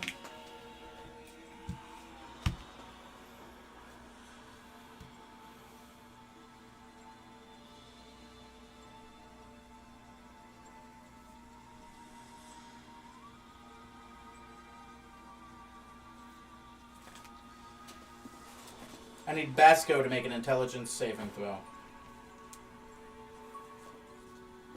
If you roll the dice for me, Yes, sir. I'll get the number. It's a +4. It's a +10. What? Intelligence, you said, right? Oh yeah, it's a saving throw. I forgot about that. Thank God he rolled low. Yeah. So that is I think I a rolled 4 for 14. him. I'm going to say that he Seagull, uses that 5. inspiration I gave him from earlier. So that is 25. Did you give him inspiration? He did. Yeah, that's... He's been saving it. Okay. He is not feeble-minded. Okay. I forgot that he had the fucking +10 on there. It wouldn't have mattered, the 11. Oh, the 11 still wouldn't have gotten him there. Whatever. Oh, well, my bad. Can't feeble mind this.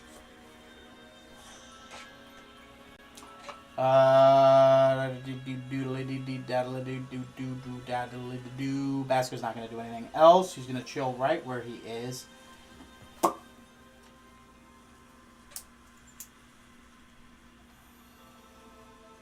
Basco's turn. Okay. So, Josh, for Basco's turn, I was thinking of putting Sunbeam back on the field. What level is Sunbeam? Level 6. Would that be his last 6th level? Yes. You guys are keeping track of his spell levels, right? Yes. He is getting a little bit low, but... Because he's used a what now so far? See, so he's used his 9th level spell. He has no more 8ths. He has one more 7th, one more 6th. Are you using memory, or you have something fucking written I down? have it written down here. Where? Here. Let's see. I just need you to point to it and say that it's there. I don't need you to remind me. I just need to know that it's there. It's 9th level Basco. Thomas. 5th level from Basco.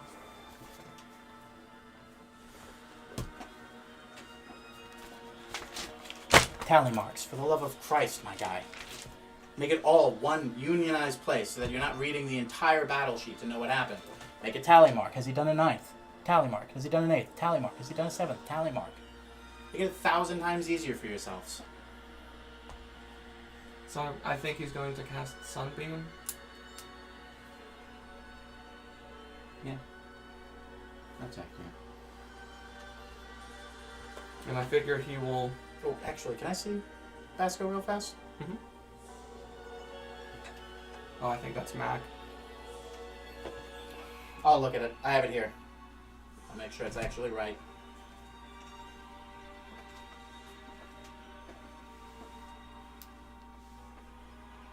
So you have no 9th, you have no 8th. What 7th did you burn?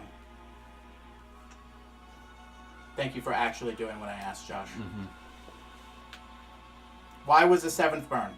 I don't think he burned a 7th, He actually. upcast something. He That was upcast heal. Heal, that was right. Yes. How many 6s does he have left? Ooh. 1, because he used Sunbeam in the last combat. Mm-hmm. How many 5th levels does he have? He's only used 1/5, when that was Greater Restoration. Okay, he's done no heals of any kind besides heal? No. Okay, then I think we're at it. Okay, so what is he doing, Sunbeam? Yeah, I'm going to say Sunbeam is Give me ones. Remember, he is 40 feet in the air.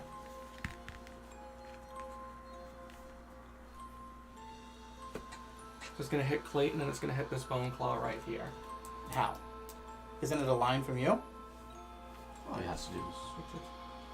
But he hasn't yet, is Yeah. what I'm saying. I know all he has to do, but he hasn't. I know you guys do that, but it's just like, hey, I know all he has to do. Then just do it. Yeah. Because I need to see how far he is away from Clayton, because Clayton's going to counterspell it.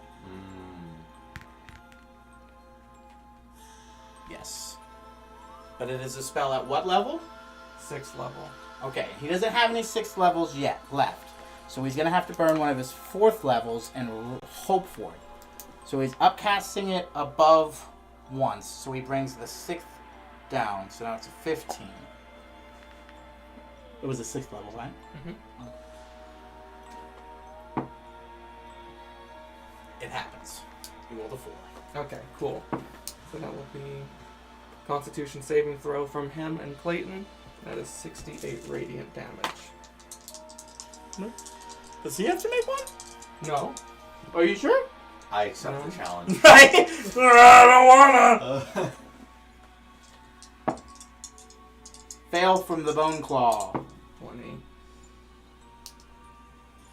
31. 25 from Clayton. 31. So that is 40 radiant damage.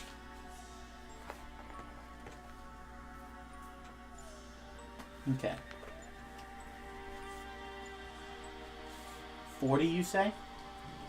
It was 40. Clayton, thank you. Clayton is looking fucked up. Real fucked up again. The Bone Claw He can't catch is a also break. still looking. Yeah, he keeps getting real close doing something, and then he's out of potions. He's just got to keep hoping for Papa's heals. He was gonna be the counter spell bitch, and yet he failed. He's so low on spells. Alright, Thomas, what else you doing, bud? What else is Mac doing? Alright, so as Mac, I just gotta keep doing damage. Like, That I know the was bone. Basco's turn. Yeah. So Oh yeah, Basco. there's no bonus action that he can really do. He's already shape changed. Okay, so Mac's turn? I mean, all I can do is just keep doing damage. I'm gonna use the Staff of the Magi again to do a 7th level fireball. Is that gonna hit you? 100%. There's no way you can finagle this. Right here. What are you talking about? Oh, fuck, really? Okay. Okay. Hold on. 5, 10, 15. So 5, 10, 15, 20. But 5, 10, 15. 5, 10, 15, 20. So that would hit him. 5, 10, 15, 20. That would hit him, but not hit you. And then also hit Clayton. There's always a way. You guys just gotta quit giving up on yourselves. Believe, try, ask, communicate, intercept, attack, intervene, diversify your bonds. I need Spotify account, premium. I need- That looks really good. So you need deck saves from everybody, right? Yes. I need a game UI. Oh, hold on.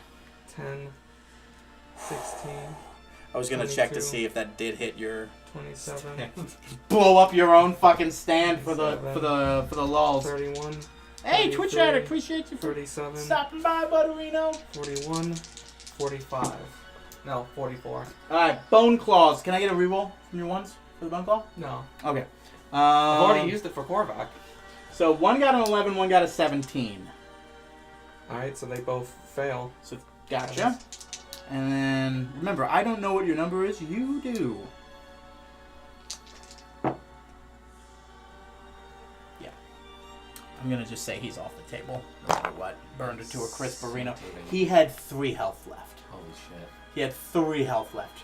He'd gotten to 4. So he came up, he had 81, and then he did 35, he was at 46. Then he did 44, putting him in at 2. Then he drank the potion, got up to 42, and then got knocked up, and then knocked back down to 43. And then you put him down to 3, and now he's for sure dead. And how much are you doing to the bone claws? 44 fire damage. 44. Okay. This one's dead. We're slowly getting there. See, that's all it takes. All you gotta do is just get, like, once the Death Knight fell, everybody else started falling so much faster. Clayton, 1 Death Knight, and you said 44 was your total damage? Yes.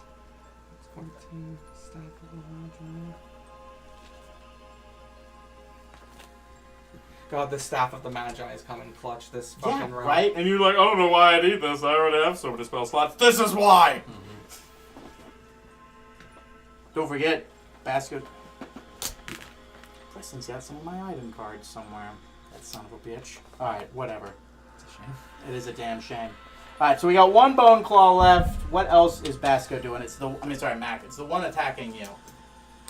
Okay. What was that? I'm sorry. What are you doing with your bonus action? My bonus action? I really don't have a bonus action available to me. Wait, last turn you commanded the guy to attack. Can I use a Toll the Dead on him?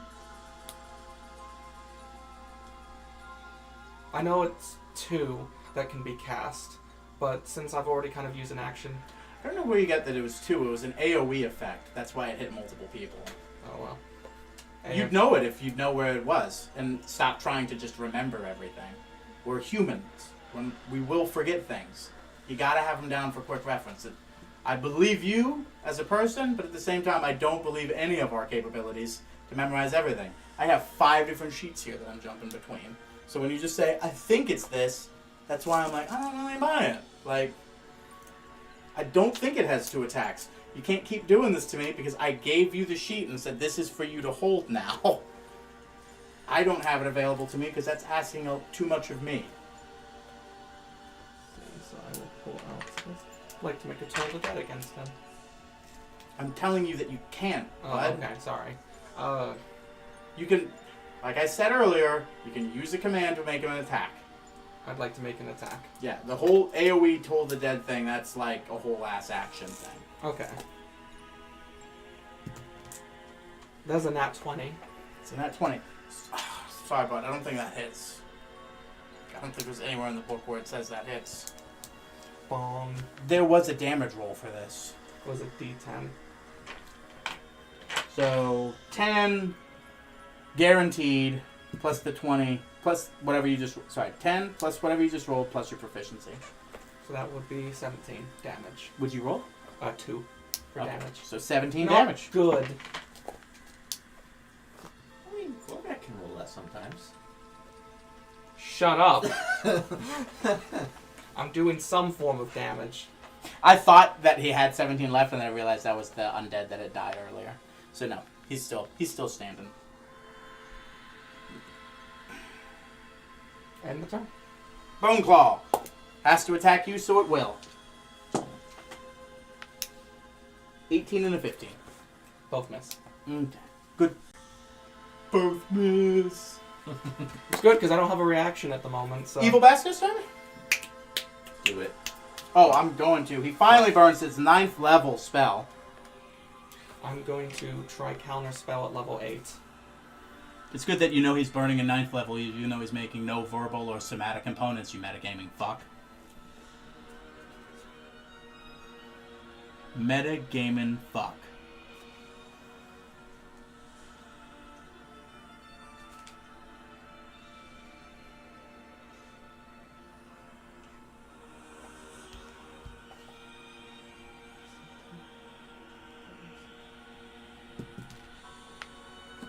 Nope.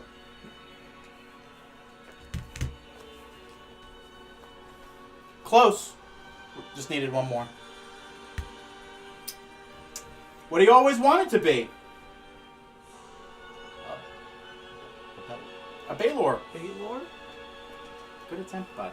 You saved an 8th level for Yeah. that? I knew he was going to pull that 9th level of something.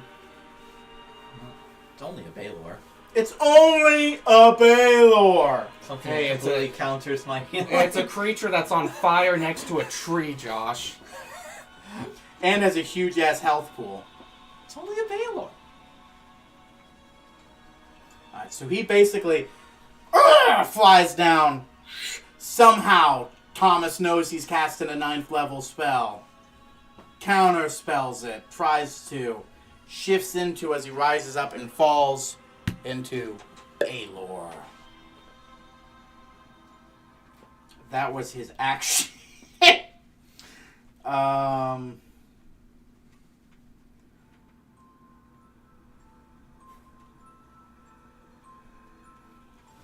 He's just gonna move upwards. Be an asshole. Don't do that. I mean, he could be right on us and just do fire I know, damage.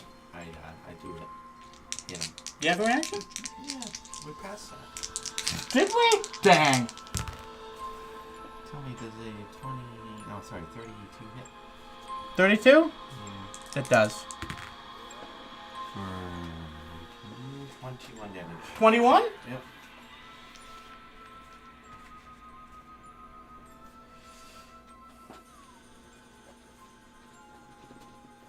Okay. What's the range on his spewing of lava? Would you like to know, Weather Boy?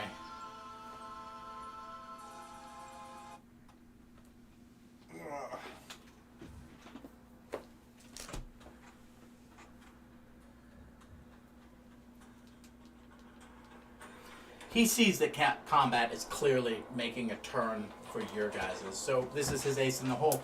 Remember, he still has almost full health as Vasco as well. Sure fucking does. Vasco is also very much immortal when he wants to be. Mm-hmm. But good news. It's Vasco's turn. From evil Vasco to good Vasco. Alright. Alright, what do you think, my boy? For Vasco. I mean, he's got Sunbeam out down on the field right now. Can he continue to use Sunbeam? Can you move with it? Would it hit me if he moves it? If he was to do it right now, it would hit you. A beam of brilliant light flashes out from your hand in a 5-foot radius. On a failed save, your creature you can create a new line of radiance as your action on any turn until the spell ends. For the duration, a mode of brilliant radiance shines in your hand. It shines. Okay. So he simple action. He just needs to walk over here and do it again. Yeah. Fantastic. Thank you. And then he's gonna do that again. What does he need? Just tell me what he needs. For the love of Christ, my guy. Constitution saving throw. Thank you. I was like, I don't need you guys to keep saying the same thing 3 times. Just tell me what you need from me.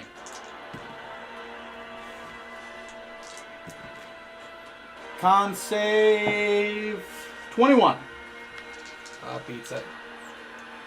I beat you or you beat me? You beat me. What's your DC? For Basco, it's 19. Okay. Bone Claw. That's a fail on the Bone Claw. For a second I was like, is something fire damage? 39 radiant damage. Whoa.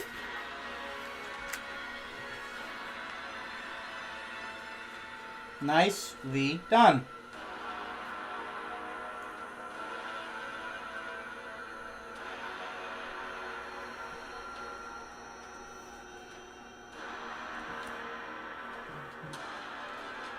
Alright. Anything else Basco's doing? I think that's As it's just you guys versus Evil Basco now? That's it. Yeah. Okay. Clayton's turn. He's dead, Jim. Korvac's turn. That'll be Mac's turn. Yes, you're right, Max turn. Alright, so. Baylor's are not good. No, that's just propaganda. I'll have a propaganda, eh? Alright, so. Gotta really start doing some damage to this boy. No fire.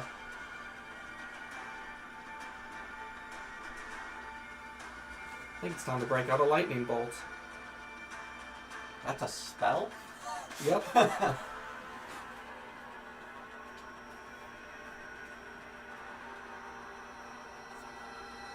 Stroke of lightning forming a line of 100 feet long and 5 feet wide, blast out from in a direction you choose. Each creature in the line must make a dexterity saving throw. The creature takes 8d6 lightning damage on a failed save, but because it is cast higher, it will be 11d6. Okay. So dexterity saving throw. Get this rolled. This is kind of like the lightning version of Fireball.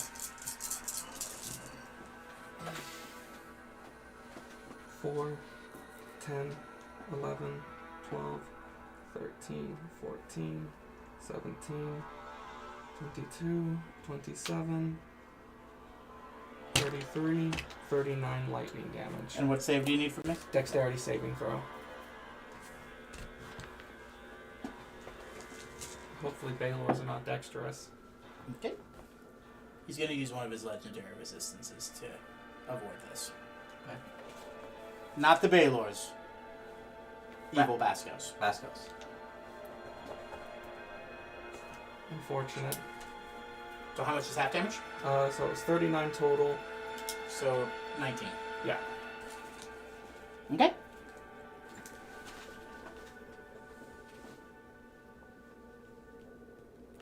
Jesus Christ, I keep trying to get combat that's more combat-y, and it's just like, we're going to be under the water now for some fucking reason.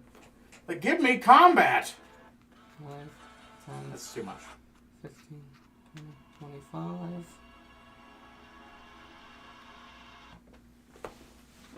And I end my turn.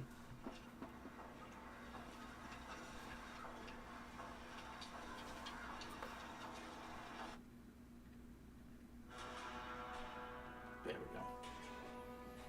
Nothing else from back? Yeah. Alright, now it's Horvath's turn. Okay. My apologies. To him. Me. At least our roll order I is speak all- for him. Alright. Many regular stabs. I had to crit. I had to crit. Now you're getting it. Almost a crit. Almost. But that's a 34. Okay.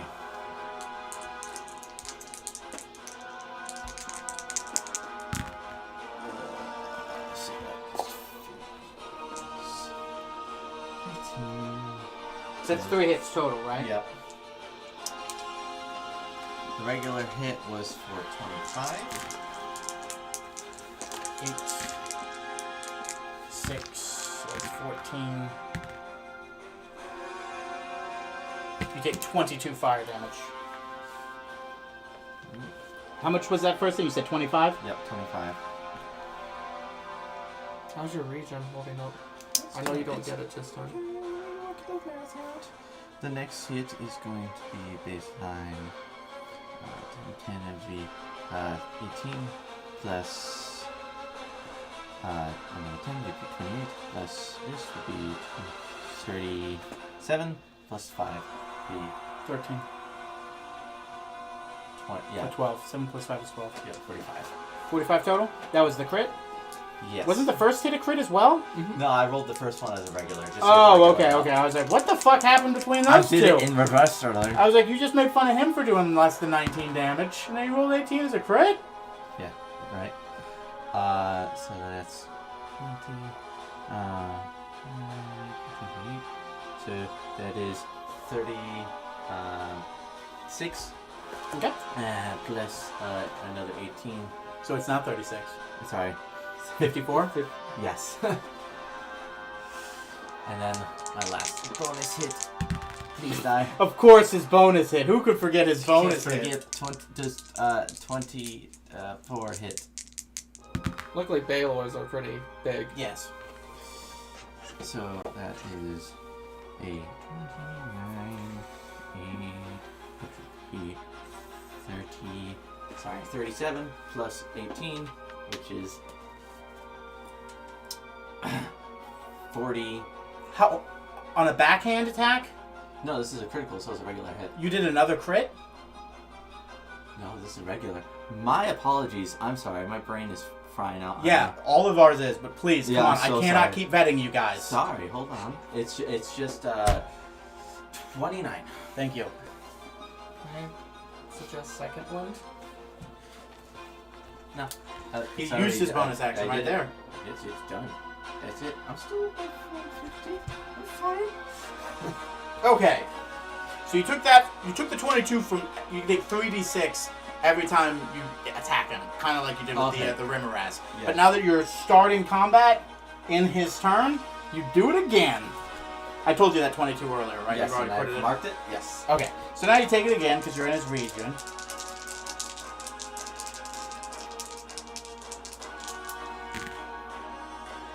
Seven, 12. That's 12 fire to you. I did. Okay.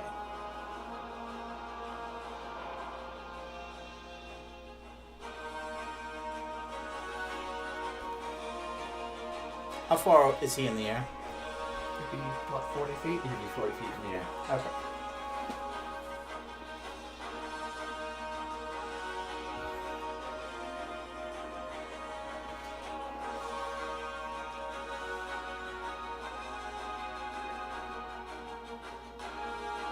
Okay, he is going to hit you with his longsword. He's going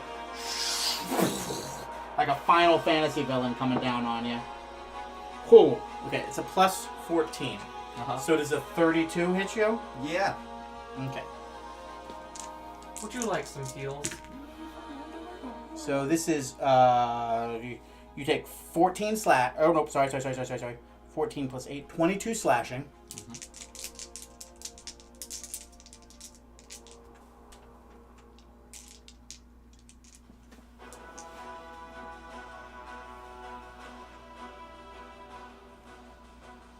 And then it has lightning damage attached to that as well. That isn't as much. 9 lightning damage to you. How are you looking, my guy? 91.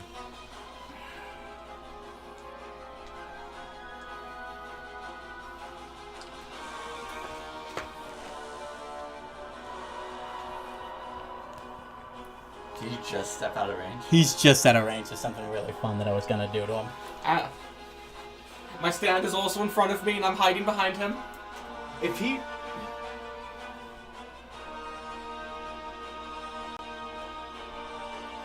He sees invisible objects.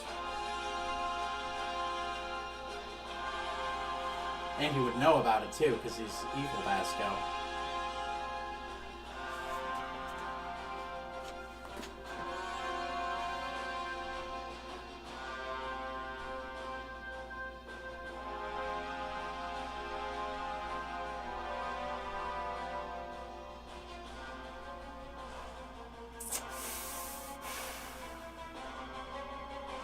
Nah, he hates Basco more. Okay. He's going to attack Basco. Now, this is a range of 30 feet, but remember, he's also super fucking tall. So I'm going to say, because this is 10, 25 feet in front of him, that the other 5 is that, yeah, exactly. Because he's already up in the air. That's like 20 feet in the air when he's already throwing the fucking whip. So he's going to attack Basco. So someone's probably, hopefully, has the Giant Eagle DC up, so when I ask them these questions, they'll have answers for me. About whether a 26 will hit, and how much HP it has, and how much that's going to correspondingly go over into Basco. Well, 26 hit. Yeah, I figured as much, but I'm stalling for time for you guys' sake. So a giant eagle has 26 hit points. Okay. So, its whip has 2d6 plus 8 slashing. So that's 9 plus 8, that is 17 slashing. Plus it then does 3d6 fire, which is 9 fire. So that's... 27. How much did I say the other thing was? Well, It's 27, right? yeah. How much did I fucking say I did for slashing damage? I thought you said 17. So it would have been 26. Ah, it's my fault for not writing it down. I need a saving throw from the eagle. Strength. 2. No. 2? Just 2? Just 2? The eagle has no modifier to strength? That's plus 3. Not a 5. He's Basco again, by the way, because you said he has 26 health as an eagle, right? Yes. Yeah, so Now he's gone. falling. And you said he was at what, 40 feet? Yeah. Which is 46.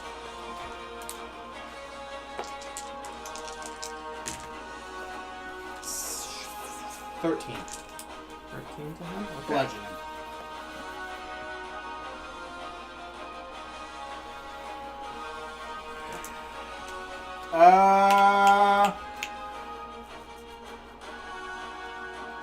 Basco's turn. He takes 3d6 fire damage for being close to him. That is 11 fire damage to Basco. How much health is Basco left with? He's at 137 right now. He took a good chunk of necrotic damage. And then just nothing happened to him? Yeah. Alright, I'm going to ask you the important question. First and foremost, we probably assumed Basco would get out of the range of the Baylor, right? The trigger of an attack of opportunity? It's a reaction that he'd fucking get decimated from. Because he knows he ain't moving out of the range. Nah, He's right where he wants to be. Yeah. Because you need health more than anything else. I'll regen some of it. Half, you were about to say? I'll regen half. I'll regen 32 instead of 42. Why are you still at 91 health? I get like 42 regen. I know, bud. Yeah. But this, I saw that you had 91 health, and then I told you took more damage. No, that was it. I was just over 100 when you told me I took that damage.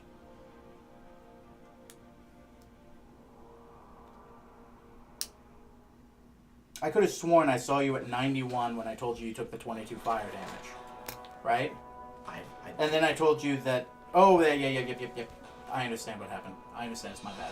So what I'm saying is, you can get a heal from either Mac or Basco.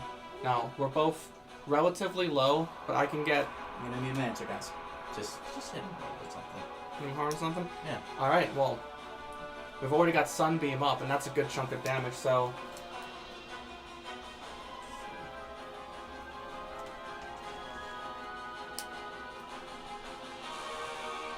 I'm going to need a Constitution saving throw.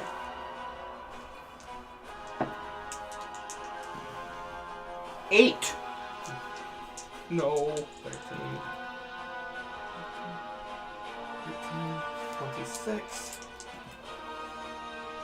32. What are you rolling? The D8s. For How many fucking D8s? 68. Thank you. That would be 45 radiant damage.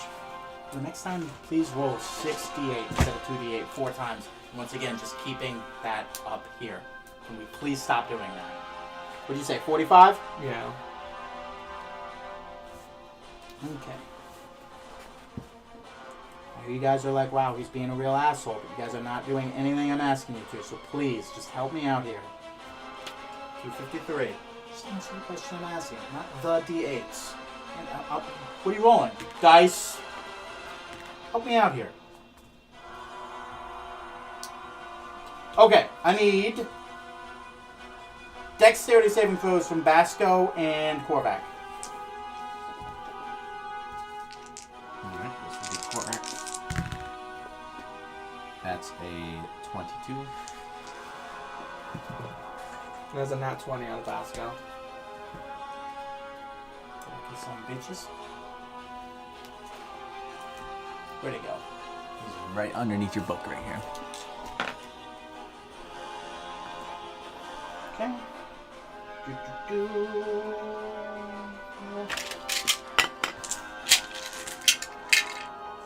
See how I'm not grabbing 2 d6s and rolling them 10 times? 6, 8, 10, 12, 14, 16. Now I'm going to double check them. A lot of wonky shit just happened. 4, 5, 10, 15. Yep, good thing I did that. Oh. Did the Baylord die? Yes, it did. Well, that's good. That's not good. Thank you for being in the zeitgeist, Joss. Oh, 5, I forgot Baylord. 10, 15, 20. This is why he wanted Basco closer. He knew he was going to die next turn. And I was literally picking which one of you was going to make a dexterity saving throw for 20 d6. Of fire damage. 12. 16. 22. 25. 30. 5. 40. 50. 5. 60. 5. 71. Half, because you guys did both succeed. So, what did I say, 75? Yeah. Half is 37? 37. Well, that makes it easy for me. It goes straight flat 100 now for Basco. He's at 137 health. Yeah. How are you? 54. You want to heal? No, I'm making it, man. Don't worry. I'll make it work. I'm looking up the wish spell right now, though. Because that was your turn, right, Mac? That was Basco's turn that just ended, so now it's Mac.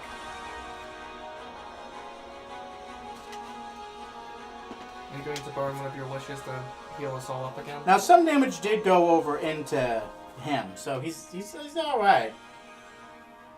Fine. I'll regen some. I'll be fine. I also have a potion. Alright. Okay. Absorbing more power from the Staff of the Magi, I'm going to slam another fireball onto Basco. Nega Basco without hurting. You're also not My going to regen friends. that health, bud. I don't know why you said you were going to do that. The only health that's not being regened is from the werewolf, which is 10. I mean, it's still something. Yeah. It's 10 less, for sure. 5,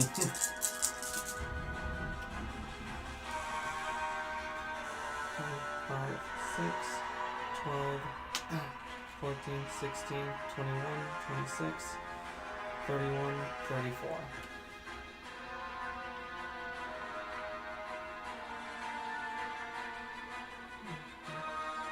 You sure you're alright? Yeah, I'll be fine. I mean, he could still pack a punch. We'll find out then, won't we? We'll fuck around and find out. I have second wind too.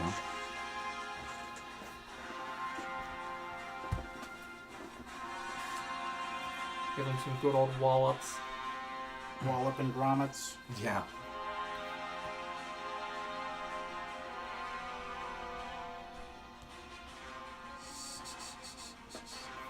Are we waiting on something? Yes. Okay. Dex save, right? Yes, sir. Alright. He failed that. He's going to use his second legendary action to pass it. Okay, so that's half of 37 fire damage. 17? Yeah. No. 18. Talking myself down here. You just are quick to agree with me. Just to make me happy. Don't do that. Alright, that's it for... Unless Mac's doing anything else. No, that ends Mac's turn. Which means... Korvac's. Korvac's turn. Okay. No. My last inspiration goes to you. That's My last That's my bonus action for you, my friend. Just in case I get fucking whacked. I'm like, you could do a wallop of damage to him. Please die quickly. Oh god. So that's a 23. Did it hit? Give me 1 second. Oh yeah.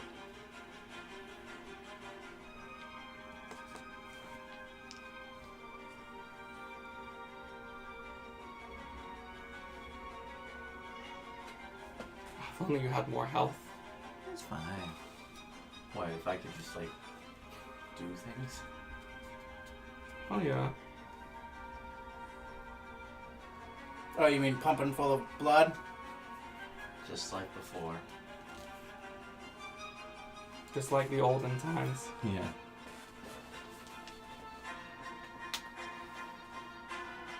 This sucks.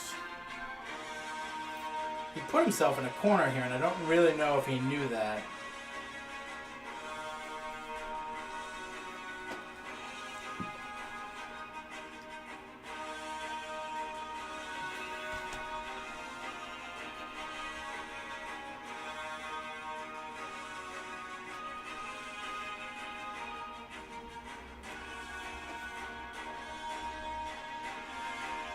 Come on, Basco, what are you doing?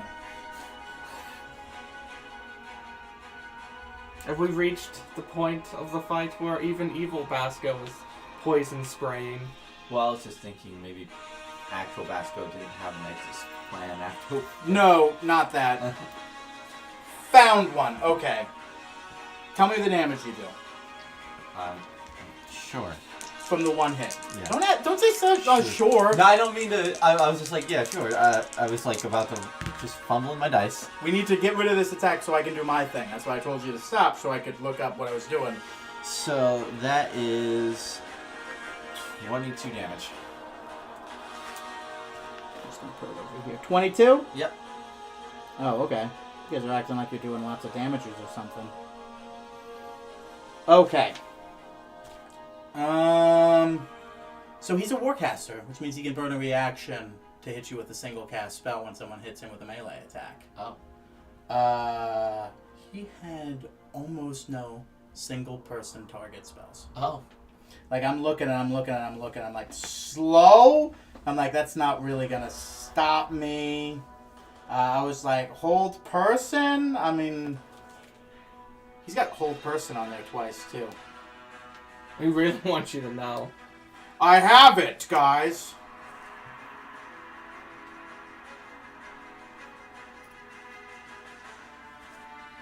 But yeah, instead of doing that, I mean, he could do hold person. It's probably not. Could get paralyzed.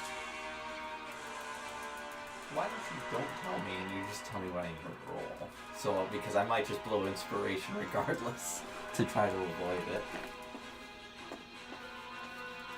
Well, I mean, you probably would want to roll to avoid either one of these. Yeah. First things first, I'm just going to do this one because it feels right, and I'm going to get rid of the big guns first. Get rid of a constitution. Give me a constitution saving throw. Come on, you can do it. Jesus. Just to be safe, because I don't like what this sounds like. What'd you roll? I rolled a 8 plus this. So it's 24 plus 8, which is 32.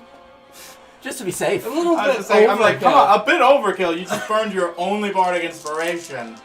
Yes. So if it was just this, that would have been 10 plus your con saving throw? Which is 12. And yes.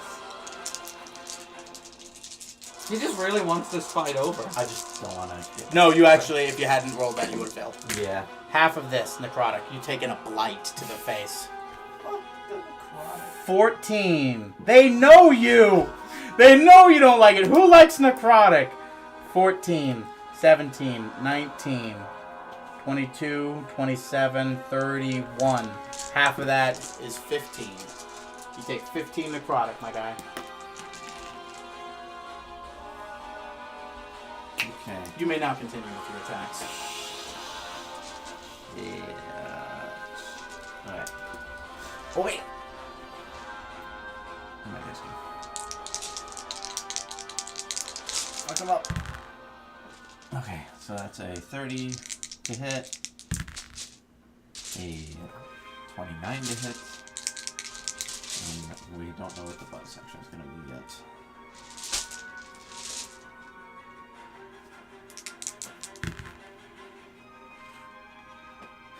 So that's 23 for the first hit.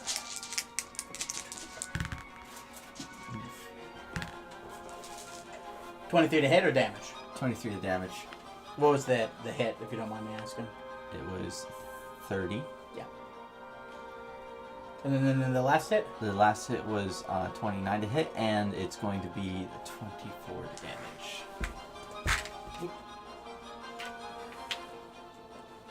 Okay. And I'm going to... I'm going to second wind. Might as well. That's a wise move. Gives you a good chunk of health back. Pretty good if you roll 9. So that is 18 plus 9, which is 27 healing. Okay, I'm almost 100. Alright, that's it. It's his turn. Yep. Action disengage.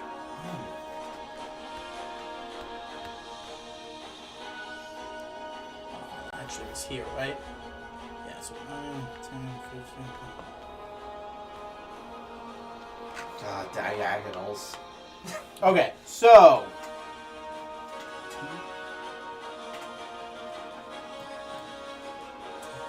1, 2, 3, 4, 5, 6, 7. Yeah.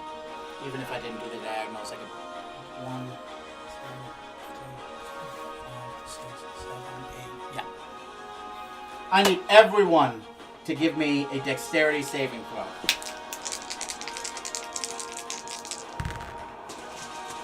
I didn't pass. There's no way. But I'm glad you burned the inspiration on that. I was gonna say Sorry, 13. Basco. That's an 8 for Basco's dexterity saving throw. And then a 23 for Max. Tie goes to monster. No one passes. Cool. Okay, so let me just do a quick math. He has no 9th levels left. He's got no 8th levels left. This is his last 7th level. Oh god, he's reversing gravity. I thought about it just to fuck Korvax. Because there'd just be nothing you could do. It's like you can grab something, but there's nothing to grab. But then I was just like, but other basket would just wild shape it out. I'm like, I'm not wasting a whole turn just to get you out of there. When I could do damage to you instead. He used a 4th up and 1 6th. What did you use the 6th for? Oh, that's right. He bursted a 5th up as a 6th. Okay. So with all that being said, everyone failed because the highest was a 23, and that's his spell save DC. Sorry, y'all.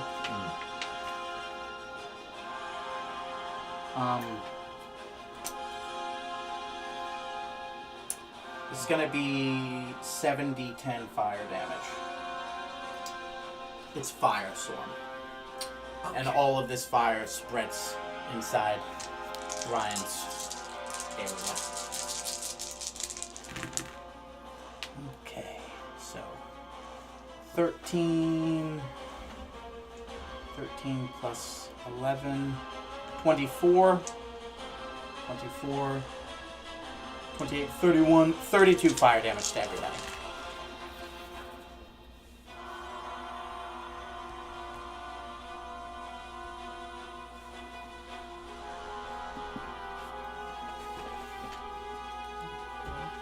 And that'll be his turn.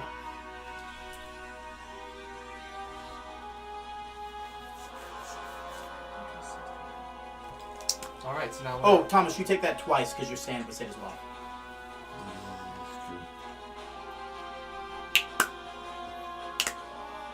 The downside of the stand. Not good. Yeah. Alright, so for Basco, he has Sunbeam available. 10, 15, 20, 25, 30, 30, wait, hold on, go with that. 5, 10, 15, 20, 25, 30, 35. He could get right here and do it.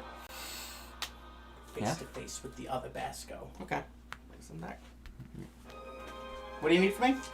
Dexterity saving throw? No, it's Constitution. Thank you. 16? That does not make it. 8. 13. 17.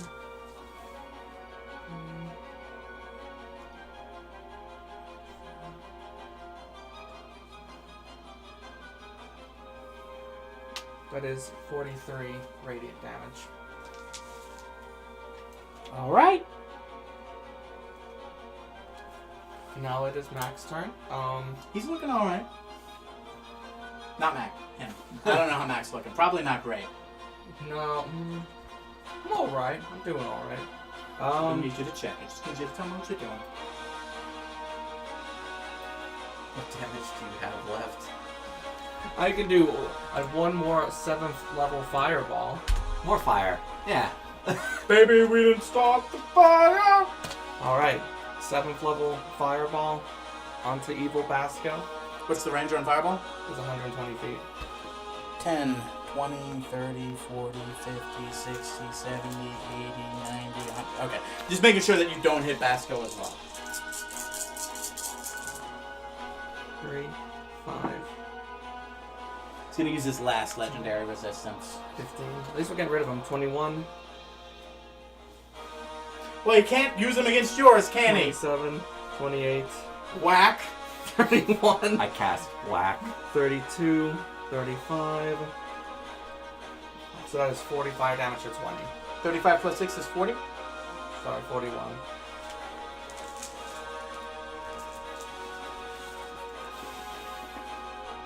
And then for my bonus action, I will burn my healing potion. Yes, potion of supreme healing. So that's 10d4 plus 20. Yeah. No surprises. I'm not dying. Alright, well, he rolls for that. Korvac, your turn. 5, 10, 15, 20, 25, 30. I can't reach. I was really scared I couldn't reach that. If only he had been a little bit more diagonal.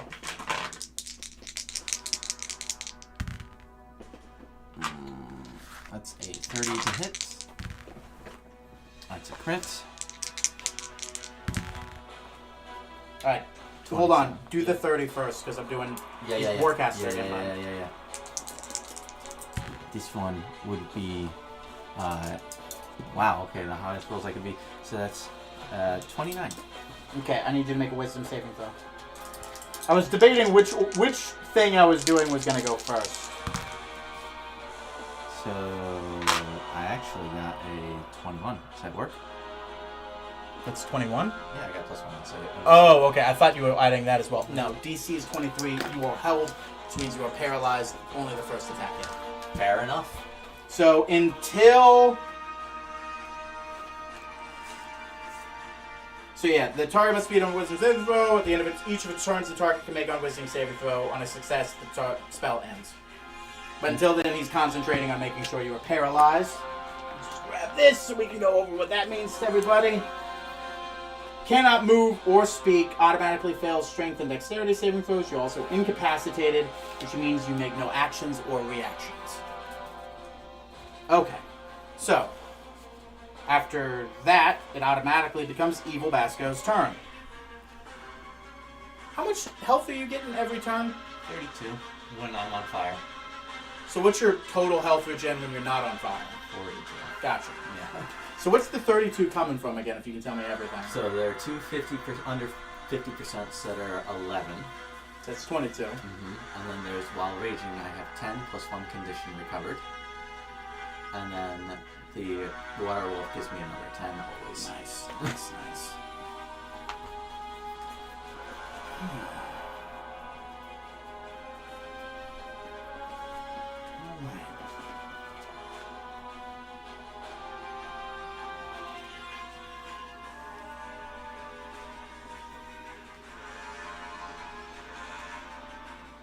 Basco's got lesser restoration.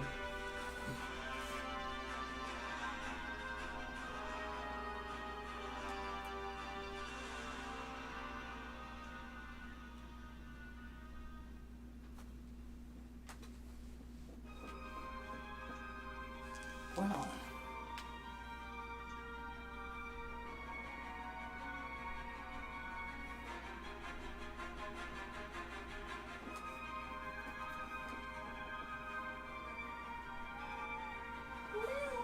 I know, Marnie. It's a tough pickle. Come on. Yeah.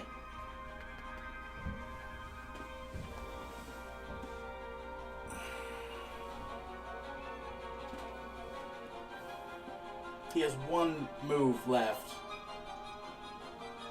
He has another 9th level. Whoa. Okay. Well, he has 2 too. Yeah. Hey, would he know wish? That's not the spell he's going to use, but... Oh. Another What can you use? It's a spell that he got from manipulation, not something that druids normally can get. Josh, Yeah? you're no longer with us. Come on. Power word kill. Oh, fuck. I am just under 100 by 2. You done it. I was like, I've had 2 knives, and I was just like, I could shape change again. I was like, I don't know if that's gonna work. He's got almost nothing in his tank. The next big thing he has is a 6. Korvac, you are dead. Dead. This is your first death, isn't it? Is it Oh no, bypass- sorry, second. Just bypass death saving rolls, yeah? Yes. Okay. Got it. Understood. So yeah, this is my second death. First one required a wish to recover me. Okay. So, Good Basco's turn? Yes. Good Basco with the rage in his heart. Kill him. Yeah, Basco has just witnessed, basically, this thing is just kind of like, back up against the wall, knows it needs to complete its task, has one sort of gift bequeathed upon it by the evil, and just sort of, and a bolt of black energy comes out and hits him, and he just instantly falls down dead. But you get the sense, like an animal backed in the corner, he has nothing. And then Basco, who's already started this fight not doing well, who's probably going to lose his shit. Yeah. God, there are so many options that Basco would do in this situation.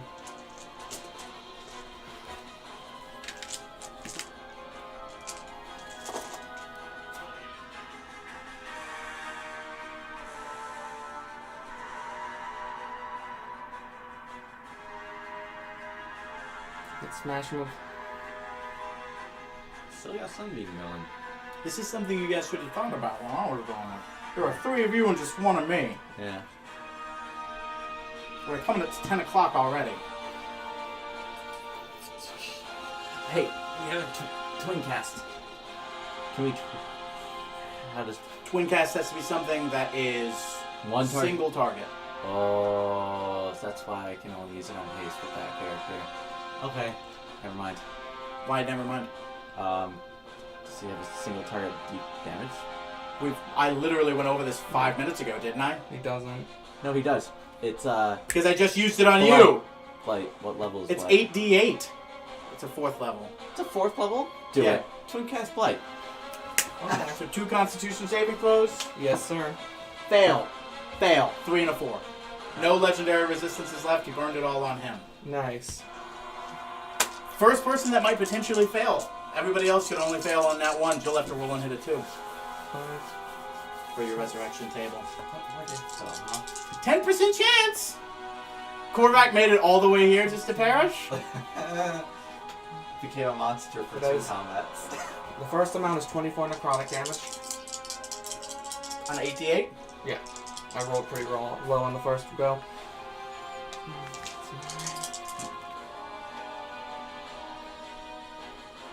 17, 22, 29, 34 necrotic.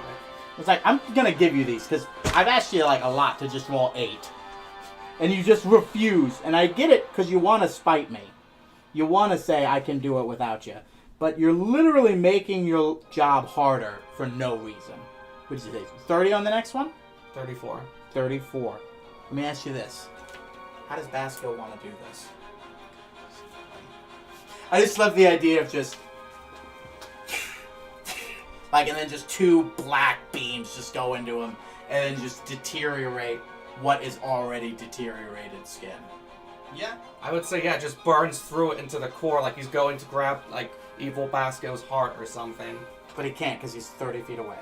So we're going to go with my thing. So, after that, it's Mac's turn. Yeah, I don't know why you're acting like this is a tough thing to do. Your friend is dead. 35. What are you doing? Casting Revivify. So if you have Revivify, do you have anything that can bring someone back from the I dead? just have Revivify, yeah. But I can't get to him. I mean, I can burn Then an action. vocalize that you're going to try. Vocalize you're going to go at speed. Quit looking at us like we're the fucking assholes. We're looking at you what you're going to do. So, what are you going to do? Get as close to Korvac as I can, and then I'm going to have to end my turn. Okay. That's fine. We only need to count turns because he's already dead. He doesn't need to make death saving throws. We just need to make sure it's under 1 minute. So as long as you as a human being say, I'm going to run over there and cast Revivify, guess what you're doing? Running over there and casting Revivify. We're out of combat. You just got to vocalize yourself, my guy. That's all I'm ever asking. So, death on the line. You've perished before. Woo! I was worried a little bit. Because these dice roll 2 way too often. I know, right? 2 would have had you permanently perish. Don't worry, there's a baby in the oven. Yeah. So we've had... Basco's the only one that hasn't died, right? Yeah.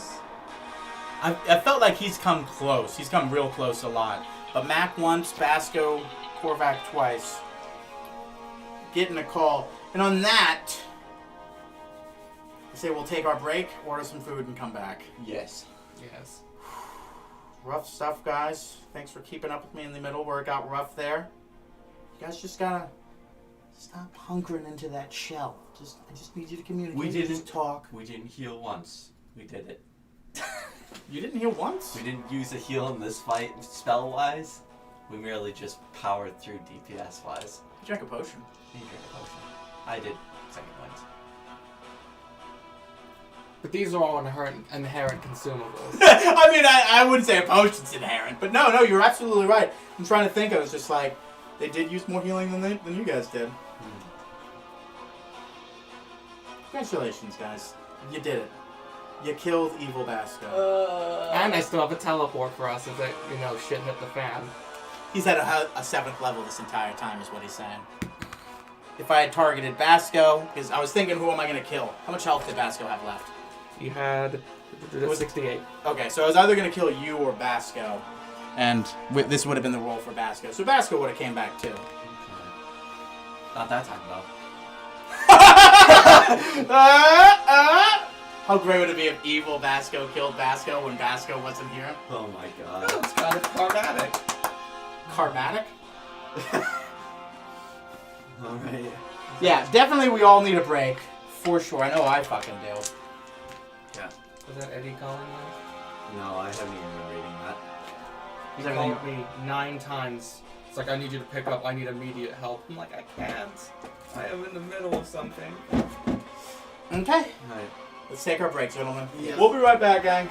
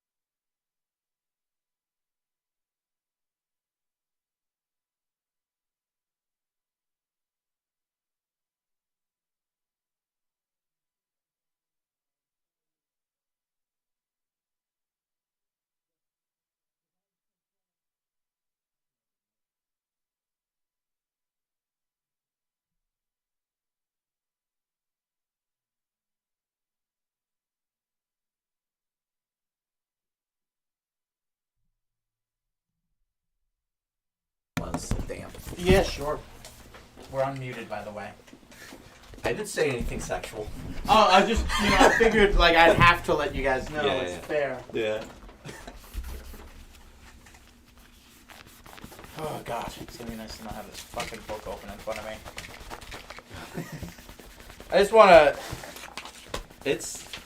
like, when I say write shit down, like, it's important. Like, look at this. The insane ramblings of a madman. Yeah. But as long as you've written it down, you can point to it and know what it is. I strongly believe that.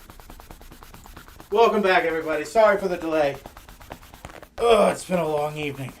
Stress is high, but Taco Bell's on its way, supposedly. I don't believe them.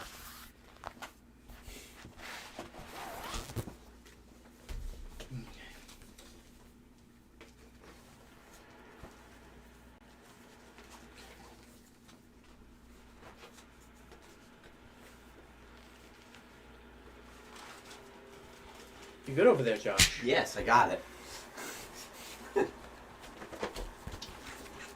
Alright. With Clayton and now Evil Basco on the ground. Maximus Decimus Meridius. Bravely. Well done, by the way. Sorry I harped on you, but it's just sort of like, you can do it, just let us know. Vocalize. And you did. And you saved Korvac, who made his resurrection check and did not perish on to the outside world. Fucking would have been the worst. To make it almost 3 years. Yeah. And then to die right before the ending. I think I told Thomas this. We're potentially, if you guys don't stray, we could be done in about 5 more sessions. Okay, that's more than I thought. Because I was like, when we got to the tree, I thought we had 3. Nope. Okay. I mean, there's still a few other things, and then plus there's still time. Because all of this happened in the same day of the strike. So you still have the day for the army to get to you from where it is. Mm-hmm. This was all surprise counterattack. Fuck 'em.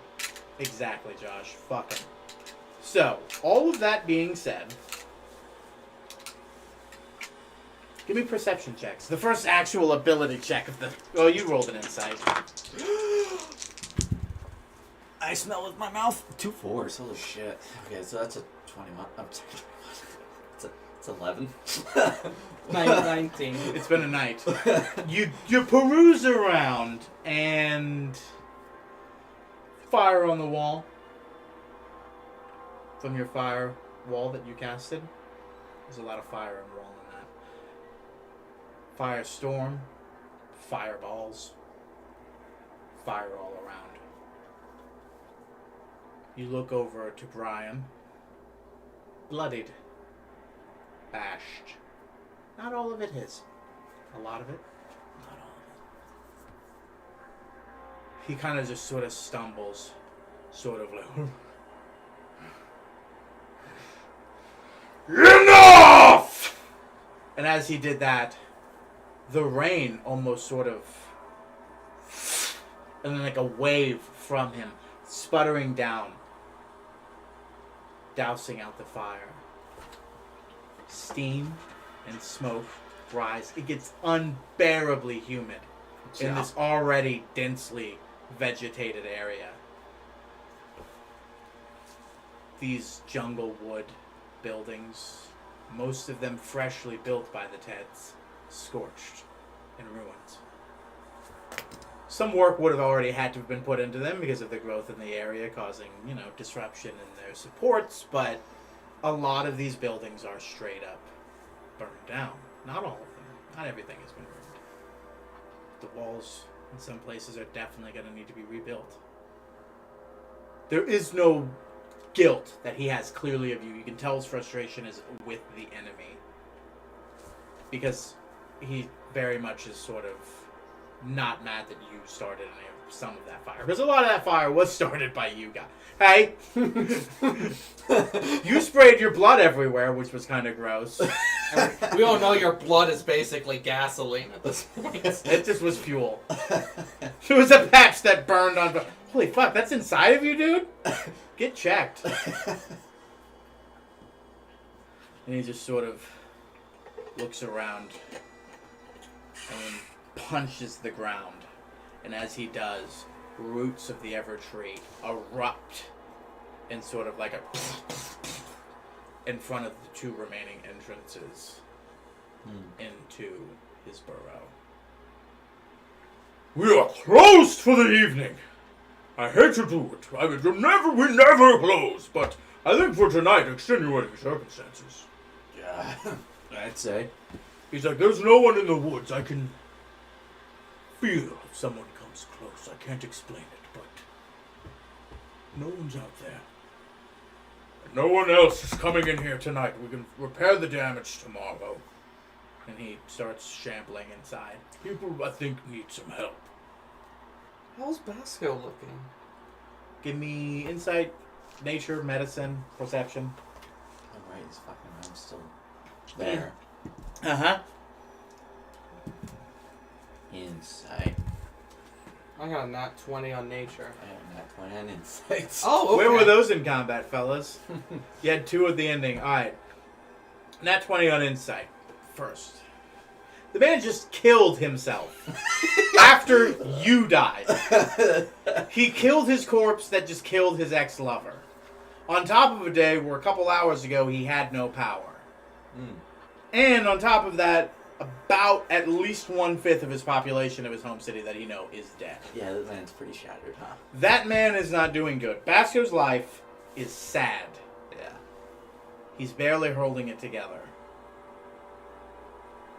But killing evil Basco helped. Yeah. Killing evil Basco helped. With a nat 20 on nature, it is very clear it is uncomfortable because he knows that the arm that is on him is not his. It's the clone's, and the clone has his. You do a double take at the evil clone itself and can tell that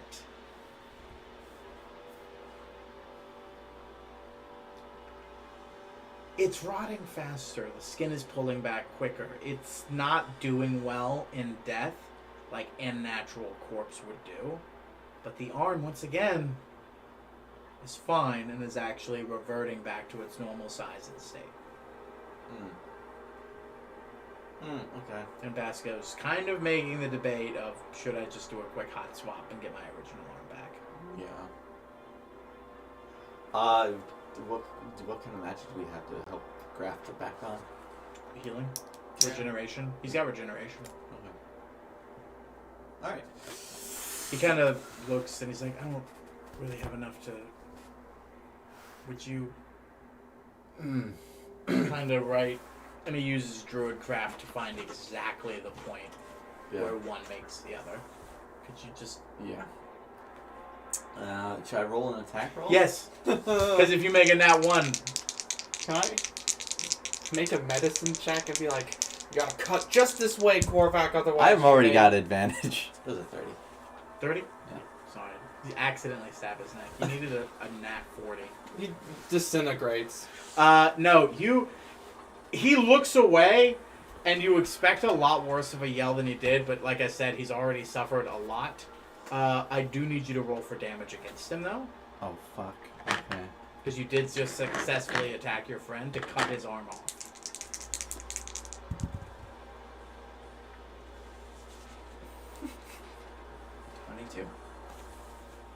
Alright, And then you guys hear a... Ooh. as his arm falls off, and he just sort of kicks it to the side. 'Cause that's not his. Yeah. And then sort of... sorry, with his other arm, reaches down and just picks it. Literally, picking it up and pulling it is all it takes to just pull it off of the undead guy. It's the only thing almost living, because it's still connected to him magically. So, is it like, did it come off clean, or is it still kind of gross?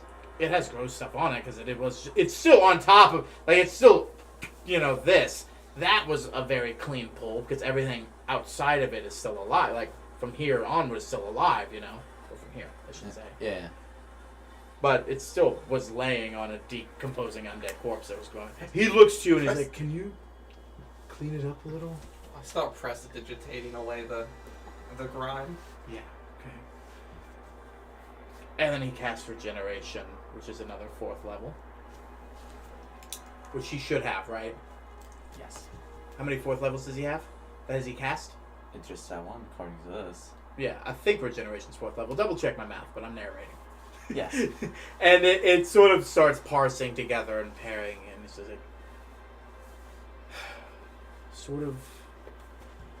like something that was bothering me and I never realized it. It was better. We good? Do you feel whole again? I already did. But I definitely don't feel whole now, and it's not from this. So this raises a lot of questions. That arm is weird. Brian comes up. That arm is very weird. Oh, you're talking about that one on the ground. Yes, yes it is. That was all. I was kind of doing my own thing. How'd you all fare? 2 thumbs up. He looks to you and is just like, How many evil versions of your friends have you had to attack, Mac? Evil Crench, evil Basco. Just looks at Gorback. Just 2. No evil Traethel for you? I could have sworn one of you had to deal with an evil Traethel. oh, Right, my bad. It's a terrible nightmare. Does anyone need a little bit of... I'm saving it for the people inside. I think they need it most, but does anyone absolutely... You just see Korvac like... no, we are fine. Me and the blood chrysalis. I'm alright. He's He's like, I think people inside need us. Please, come inside, have a drink. Everything is on me tonight, boys. Okay. Alright, well, I'm gonna say when we're inside having just like downtime, I'm gonna be I'm gonna be using the Song of Healing on everybody. Very nice. 1d6. very nice point of inspiration for that. As you're just kind of playing. What do you play? If anything. Don't do. I'm still. Still. It's just everybody's like. It's like a Shut up! It's a soft acoustic version of I'm Still Standing. Like a sad. I'm still standing. Yes. You kind of like. But Barry's not. Yeah. Oh no. Yeah. You play your song. Those who need healing receive it. Those who don't and cannot get songs of their heroism. No need to roll. Everybody's at this point gonna go into a long rest, but your healing is better. Are you at 1 health? Yeah, currently, because I came back. That's right. I mean, it's been a few minutes. Oh, I was dead a minute ago, that's right. Almost forgot. But just like, Mr. Unkillable, The Chilean miners. the Chilean miners, eventually, you're gonna hit the one you can't make. But until then, your body's unkillable. Yeah. Let me heal up to... What do you do while he's singing and playing his magic? Stand Magic. in the corner. Mac, as you sing your song, you kind of actually look upon your instrument and you're like, this came in clutch. You have like a newfound respect for the toys that you have because you're sort of like, I actually did really fucking need this combat. The staff of the Magi is completely empty.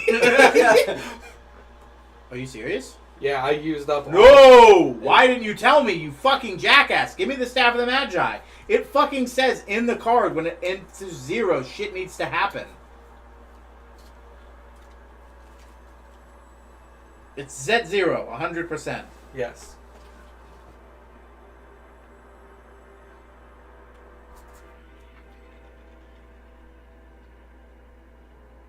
Yeah, it might just become a stick.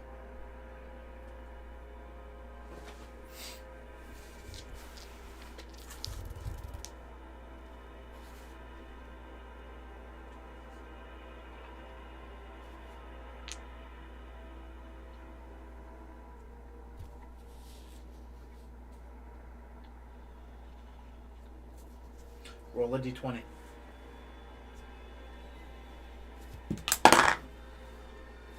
It's a 3. Nothing bad happens. Okay. It'll regain the normal amount that it regains tomorrow. Okay. Oh my god. I was like willing to be a lore wish. If it had rolled 20, he would actually regain spell slots. So if he had rolled 0 and rolled a 20 during combat for that, he would have gotten spell slots back. So his staff would have gotten more shit. Keep on top of your stuff, man. Like I'm telling you. Always reread stuff. Always reread it, even if you think you got it in the bag. So, what Cormac's gonna be doing? It's missing stuff. You do have to read the whole thing, because it's like... So, what Cormac's be doing, honestly, because I'm wondering, the tree just came back. The tree didn't just come back. Yes. The tree had always been here. Yeah. It's now just growing. Is there a possibility that there's a sapling that we can get? I'm not saying that Cormac would do that. Maybe I would ask Basco. Maybe. Roll history. How long do these things take? History. I think it's just 0, so it's probably just 14. Jeez, it's just a 14. It wasn't a lot because this has been harped on before. It doesn't naturally create saplings. Every sapling has been grafted from parts of the tree itself. Right. But though it's going to be incredibly dangerous. It always has been incredibly dangerous. It's not meant to happen, which is why there's so few of them.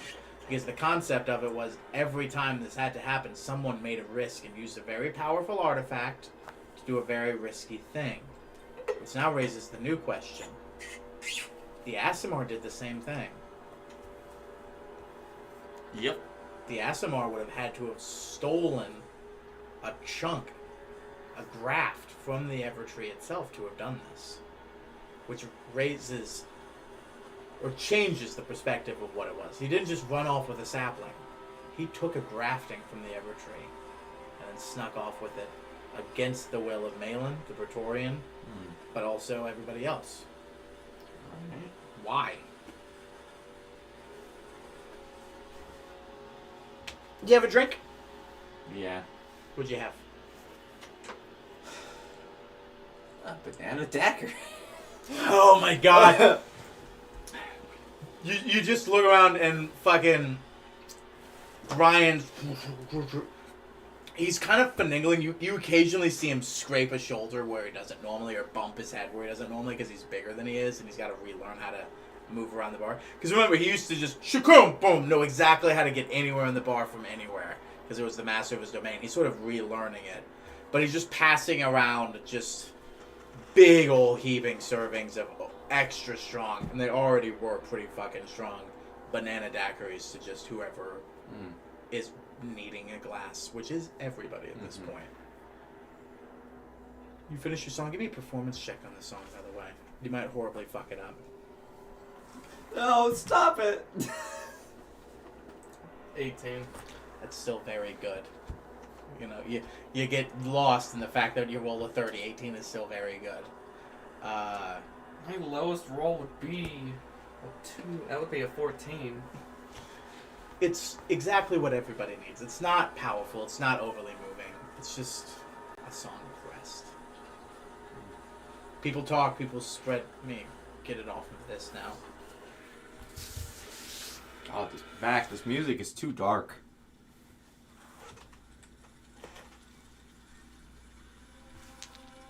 People just start thinking, talking about their friends that they've lost. So, a sapling isn't really possible. Not in this current situation. It's never... Nothing... I'm not saying it's No, I'm not. impossible. I know, but I'm just like, it's not a good It's not- move. It's not a thing that happens naturally. Yeah. You have to make it happen. I was just thinking, because this thing is already a target, wouldn't it be nice if we just had one more secret sapling?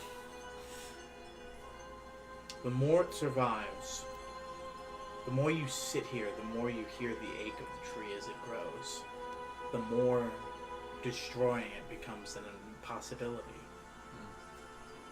There was a reason why the strike happened when it did. It was, is there an ever tree? Yes, it is. It's there. Go and kill it.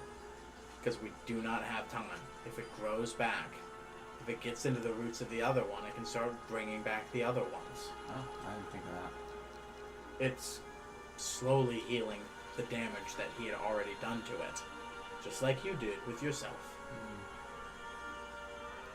And as you sit here and refortify your positions, and you know that there's several strike forces out in the world that are all failing right now, because if they didn't think of you and the actions you guys have taken and interfering with other people's lives for the better,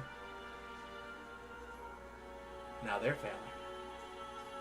So for a moment, you get to have your drink, lick your wounds, and for once properly rest. Not rest in preparation for an attack, actually take a breather, as you know they have been pushed back. This wasn't a counterattack. The proper attack is still coming. This was essentially an act to knock your legs out from underneath you before they even got there. Knock out pivotal leadership, important people, cause chaos, get rid of the large mass of what they were expecting to fight before they even get there. You didn't hear the narration on all of them. Other things still happened. Those haven't come to you just yet. You all sit. He eventually rejoins you at the table.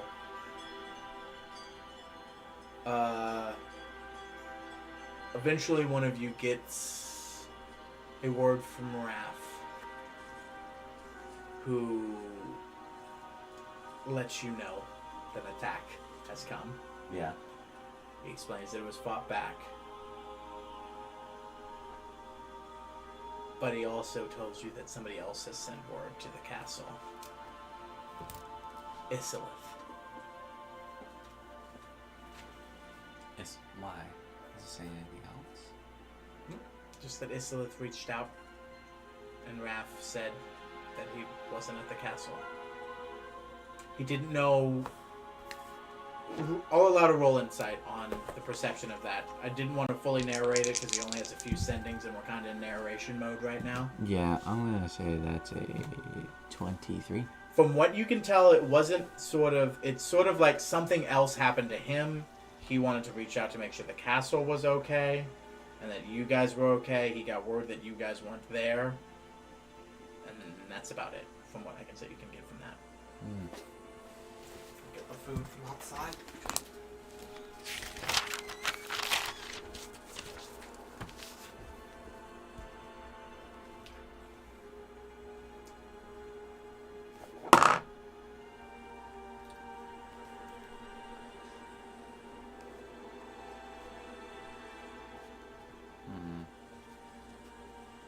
I kind of want to keep going.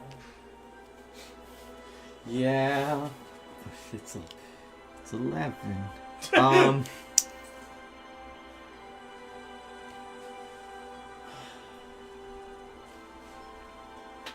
don't know. What? Didn't give us our drinks. There's just 2 bottles of water in the bag. Well, you're gonna get money back for that, right? Yeah. So,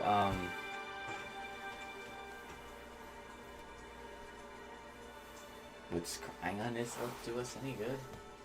I don't know. All we know is you sent. It's not like I can.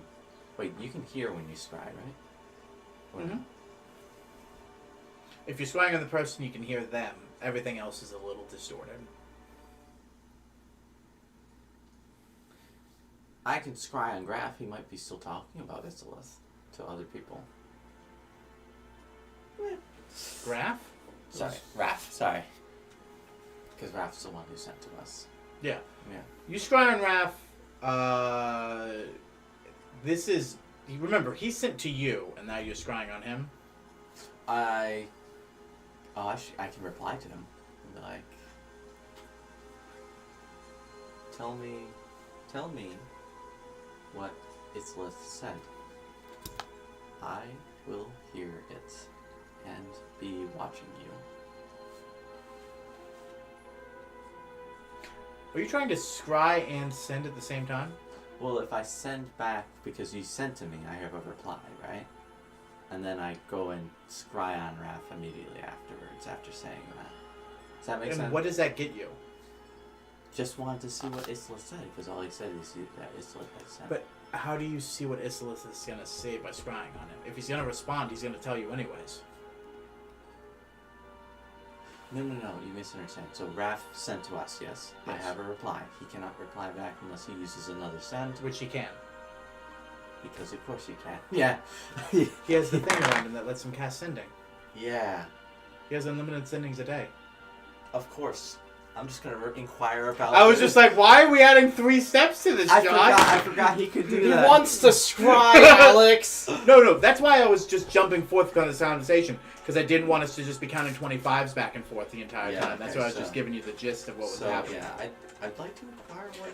There was no, it was just, hey, are you guys okay? I need to talk to you. Yeah. They're not here, but we are okay. Okay. Thank you. All right. So I reply with, "We're okay too," and what? See you tomorrow. No, I don't think we are. Ooh, we really our hands are gonna be tied tomorrow. You have a full Day. 24 hours. We could see him tomorrow. There's a 24-hour gap, and then it happens. Tell you what, I think that's fine. We'll see you tomorrow. That's why I was like, we don't know how much time you guys have, because it all depends. You guys have made a day last 10 sessions before, so it might end up happening. But I doubt it in this regards. Don't you love those episodes of Dragon Ball and Naruto that are just like, come on? Some D&D sessions that feel like years, and there are some D&D sessions that feel like days. I know, I kind of keep wanting to go, but we got food. Do you have anything else you want to do? Of course, we can just come back from here when we start next week. Well, other than just thank the blood crystals for helping me back there while surrounded. He responds by, "That's what I'm here for. You can always do that. You don't need to thank me. I need you to get to the finish line. I want you to get to the finish line. Why would I hinder that?" This is more or less just me out thanking you for thinking of it. To know that I would need it. Well, thanks for doing it. Anytime. Who's going to bed first? I think Korvac is. He did die. So he gets up. He heads off to bed. Say your good nights. Good night, Come on, sweet, sweet. Kiss me on the forehead. Good night, Mac. It's a long day. I'm going back. I understand. I think I'm just gonna share maybe another daiquiri with Brian and probably call it myself. Alright. As he heads up and goes to go to bed, wrap himself up, put himself down for the evening, curl around, turn into a wolf, and spin around in circles a bit before laying in He the bed, sits in the chair. looking at the door, Or looking at. just holding the spear like this. This is a long rest for me. You know, I could just, the blood crystal is just like, you know, I could just alert you when somebody. Hey, how'd you sleep last night? Great. I think I got like 15, 20 quick naps in there. I think it was pretty good. As he leaves, you kind of look to Brian, and he can see he's busy sort of nursing someone who's not doing very well. Kind of providing a little bit of medical aid and some. Not a lot of healing spells were left. Basco goes and does a lot of what he has left in the tank. No one wants to put themselves on empty, but they are cure wounds. Healing words are passed around. And you see Basco doing that. You see Brian taking care of people. The only Ted who's still good is helping behind the bar to make people happy. You hear someone sit down next to you. And you look over, and Darian's sitting there. I tell you, Mac, that was some pretty hot shit you did out there, buddy. Fuck. All Is right. he like Make a perception check. a Jedi ghost?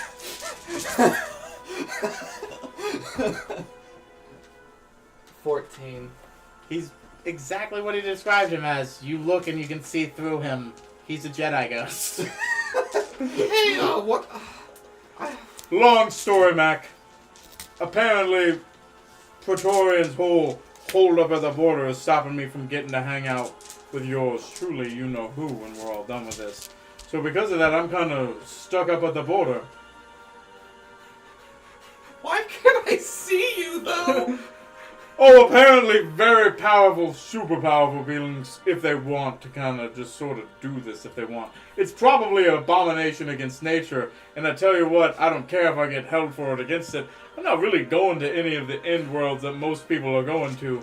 I'm going to my own place, so fuck them.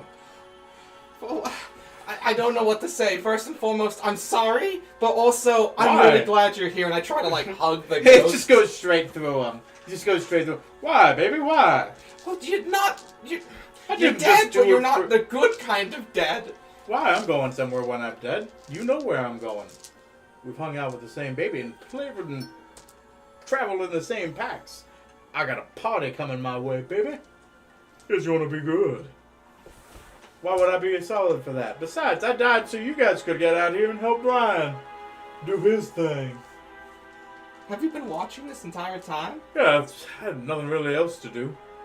It's tough. You can't really find any of the other dead people because they're like in their own sort of gravy, if that makes any sense. But I can see you guys. Maybe they can see me now that I'm talking to you. I don't know. I'm gonna like look around the room. Does anybody else see what's going on? No. Go ahead and give me a perception. 21. No, from what you can tell, he said it, very powerful beings can make themselves appear.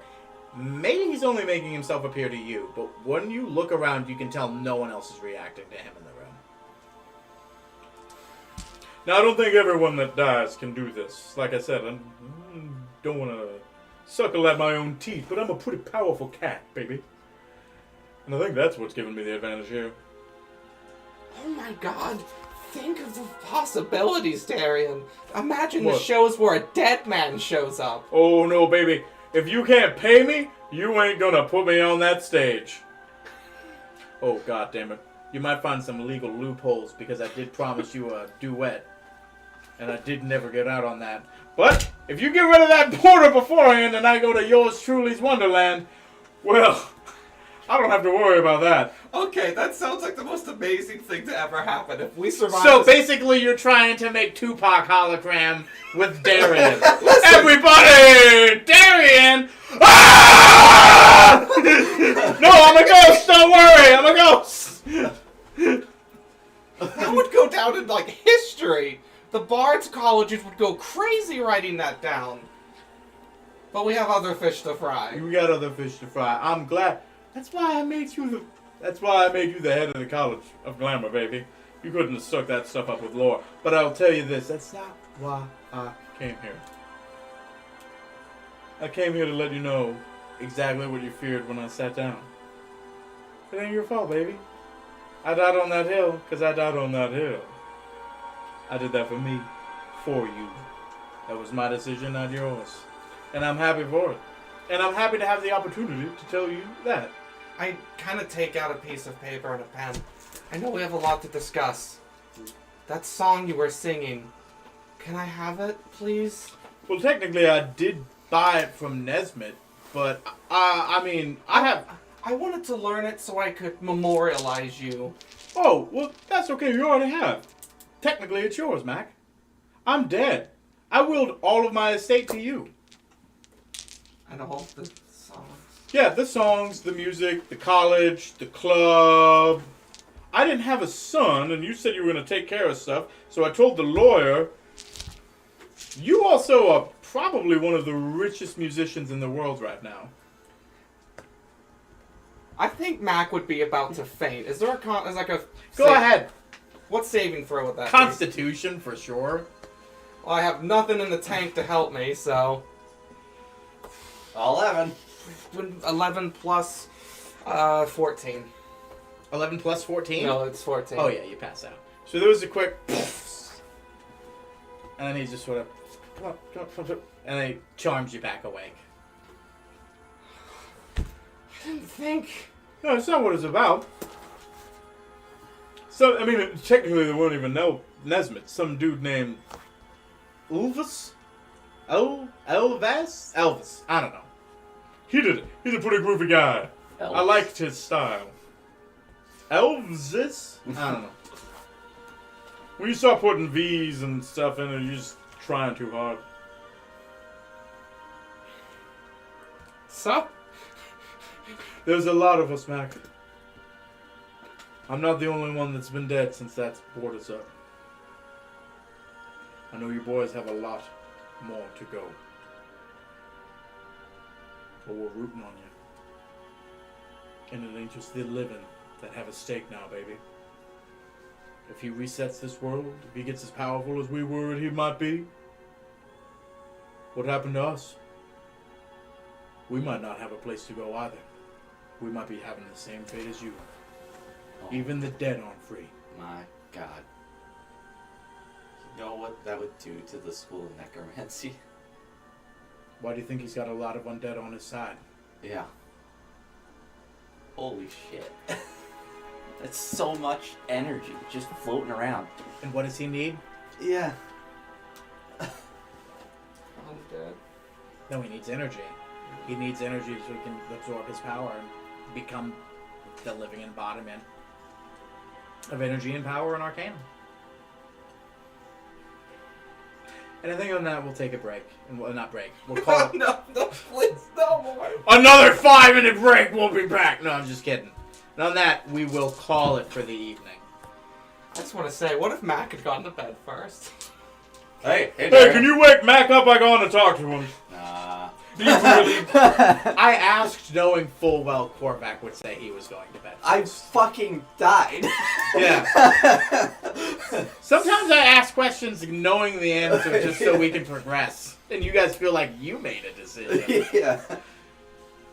So, before we go, what does that actually mean? A lot of motherfuckers are just floating at that border right now. Death is permanent if we don't win. Like, there's no afterlife. For everyone. Yeah, they're just... So as long as that border and barrier is still up, if you die, currently you float in the ether. If the border goes away, you go where you're supposed to, but if he gets his way first, those souls are gonna... Which is fucky because those constances could potentially be used for magical means, probably. The Traveler is also fucked, isn't he? Yes. The Traveler is basically a siphon, because he is a mortal being. But he's kind of like Jesus, is the best way to put him. Like, sorry to offend Christianity, but it's sort of like, you know, the Father, Son, Holy Spirit concept. The Traveler is a divine being, but that exists within the realm of divine beings. The body is still a mortal being, and a siphon sort of exists between the two of them that kind of has been cut off, which is why he was not doing good when he showed up to give you the last magical items that he did. He was like, hey, yeah, I'm going to give you this because I don't know what's going to happen to me, but I got to go. Are there consequences if a god dies? Yes. If you want to roll history, you've known that there was a thing put in place to make sure that the gods didn't come into this world. But we've kind of just been blessing around that. That is a 15. There are rules. There are rules for gods. They are not allowed to interfere because that happened before, and the brushstrokes of a god are the death knells of civilizations. There's a name for this, and I can't remember What Jesus was. There's a name for that, and I don't remember. a messiah? Not just a messiah, but like Avatar? Kind of like Avatar. Deity?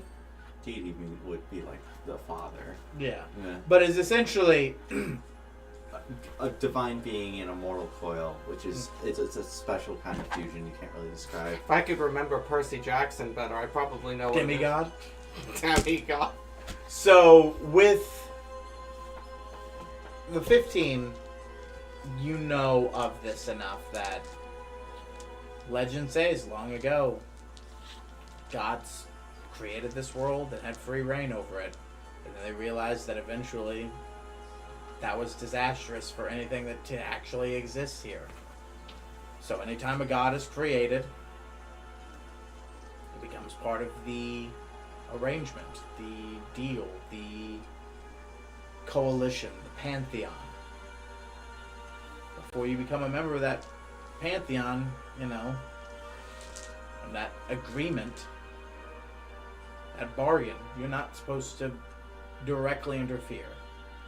You can't show up. You can't do those things. You can't interact, which is why everyone had to, oh, I'm not supposed to actually help you with this. I'm supposed to be, careful with how I do this. Like most contracts, there are extenuating circumstances. And the possibility of a god dying on Pangier's soil could potentially make that null and void. But so could a lot of things that are happening right now. Gods and the Pangier are technically separated. Certain bits of energy can pass through, but that's it for right now. Guys, we've invented atheism. In the D&D world. Is anything else going in here? No. And I say that'll be it for the night. Final thoughts? Sorry, I got snappy in the middle there. My apologies. Is there an evil Korvac? Evil Mac? I already told you, Korvac's given up an implement of himself that could be created into a clone as well. I was gonna say, I think you leave chunks of yourself in every battlefield you're in. He also left his eye. Yeah.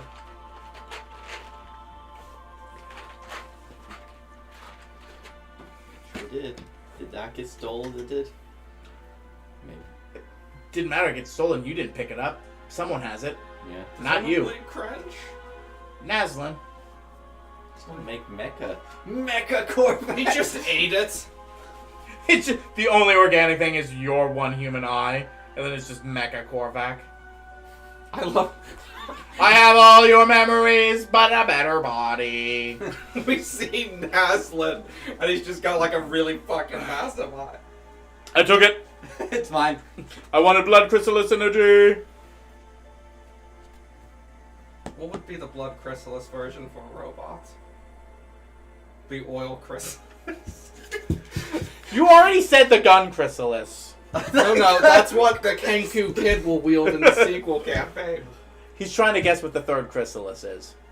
Well, we already know. It's mind, body, and soul, so it's... Well, what is the soul chrysalis? You know it's not a spear. What is it? He said it was 2 spears and something else. Oh, fuck, you did. I have it written somewhere. Do you? I feel like I would have written that down. What So- the fuck is it? With that being said, I think that's pretty it for tonight. Thank you, Cheeto, for hanging out. Sorry, it's tough to kind of keep up with chat when we're doing this. Good night. Thank you, everybody. It's been an adventure. It's been a good stream. Anytime I ever talk to anybody else about D&D, it's like, you're on a 3-year campaign? Yeah. Yeah. I'm also, nobody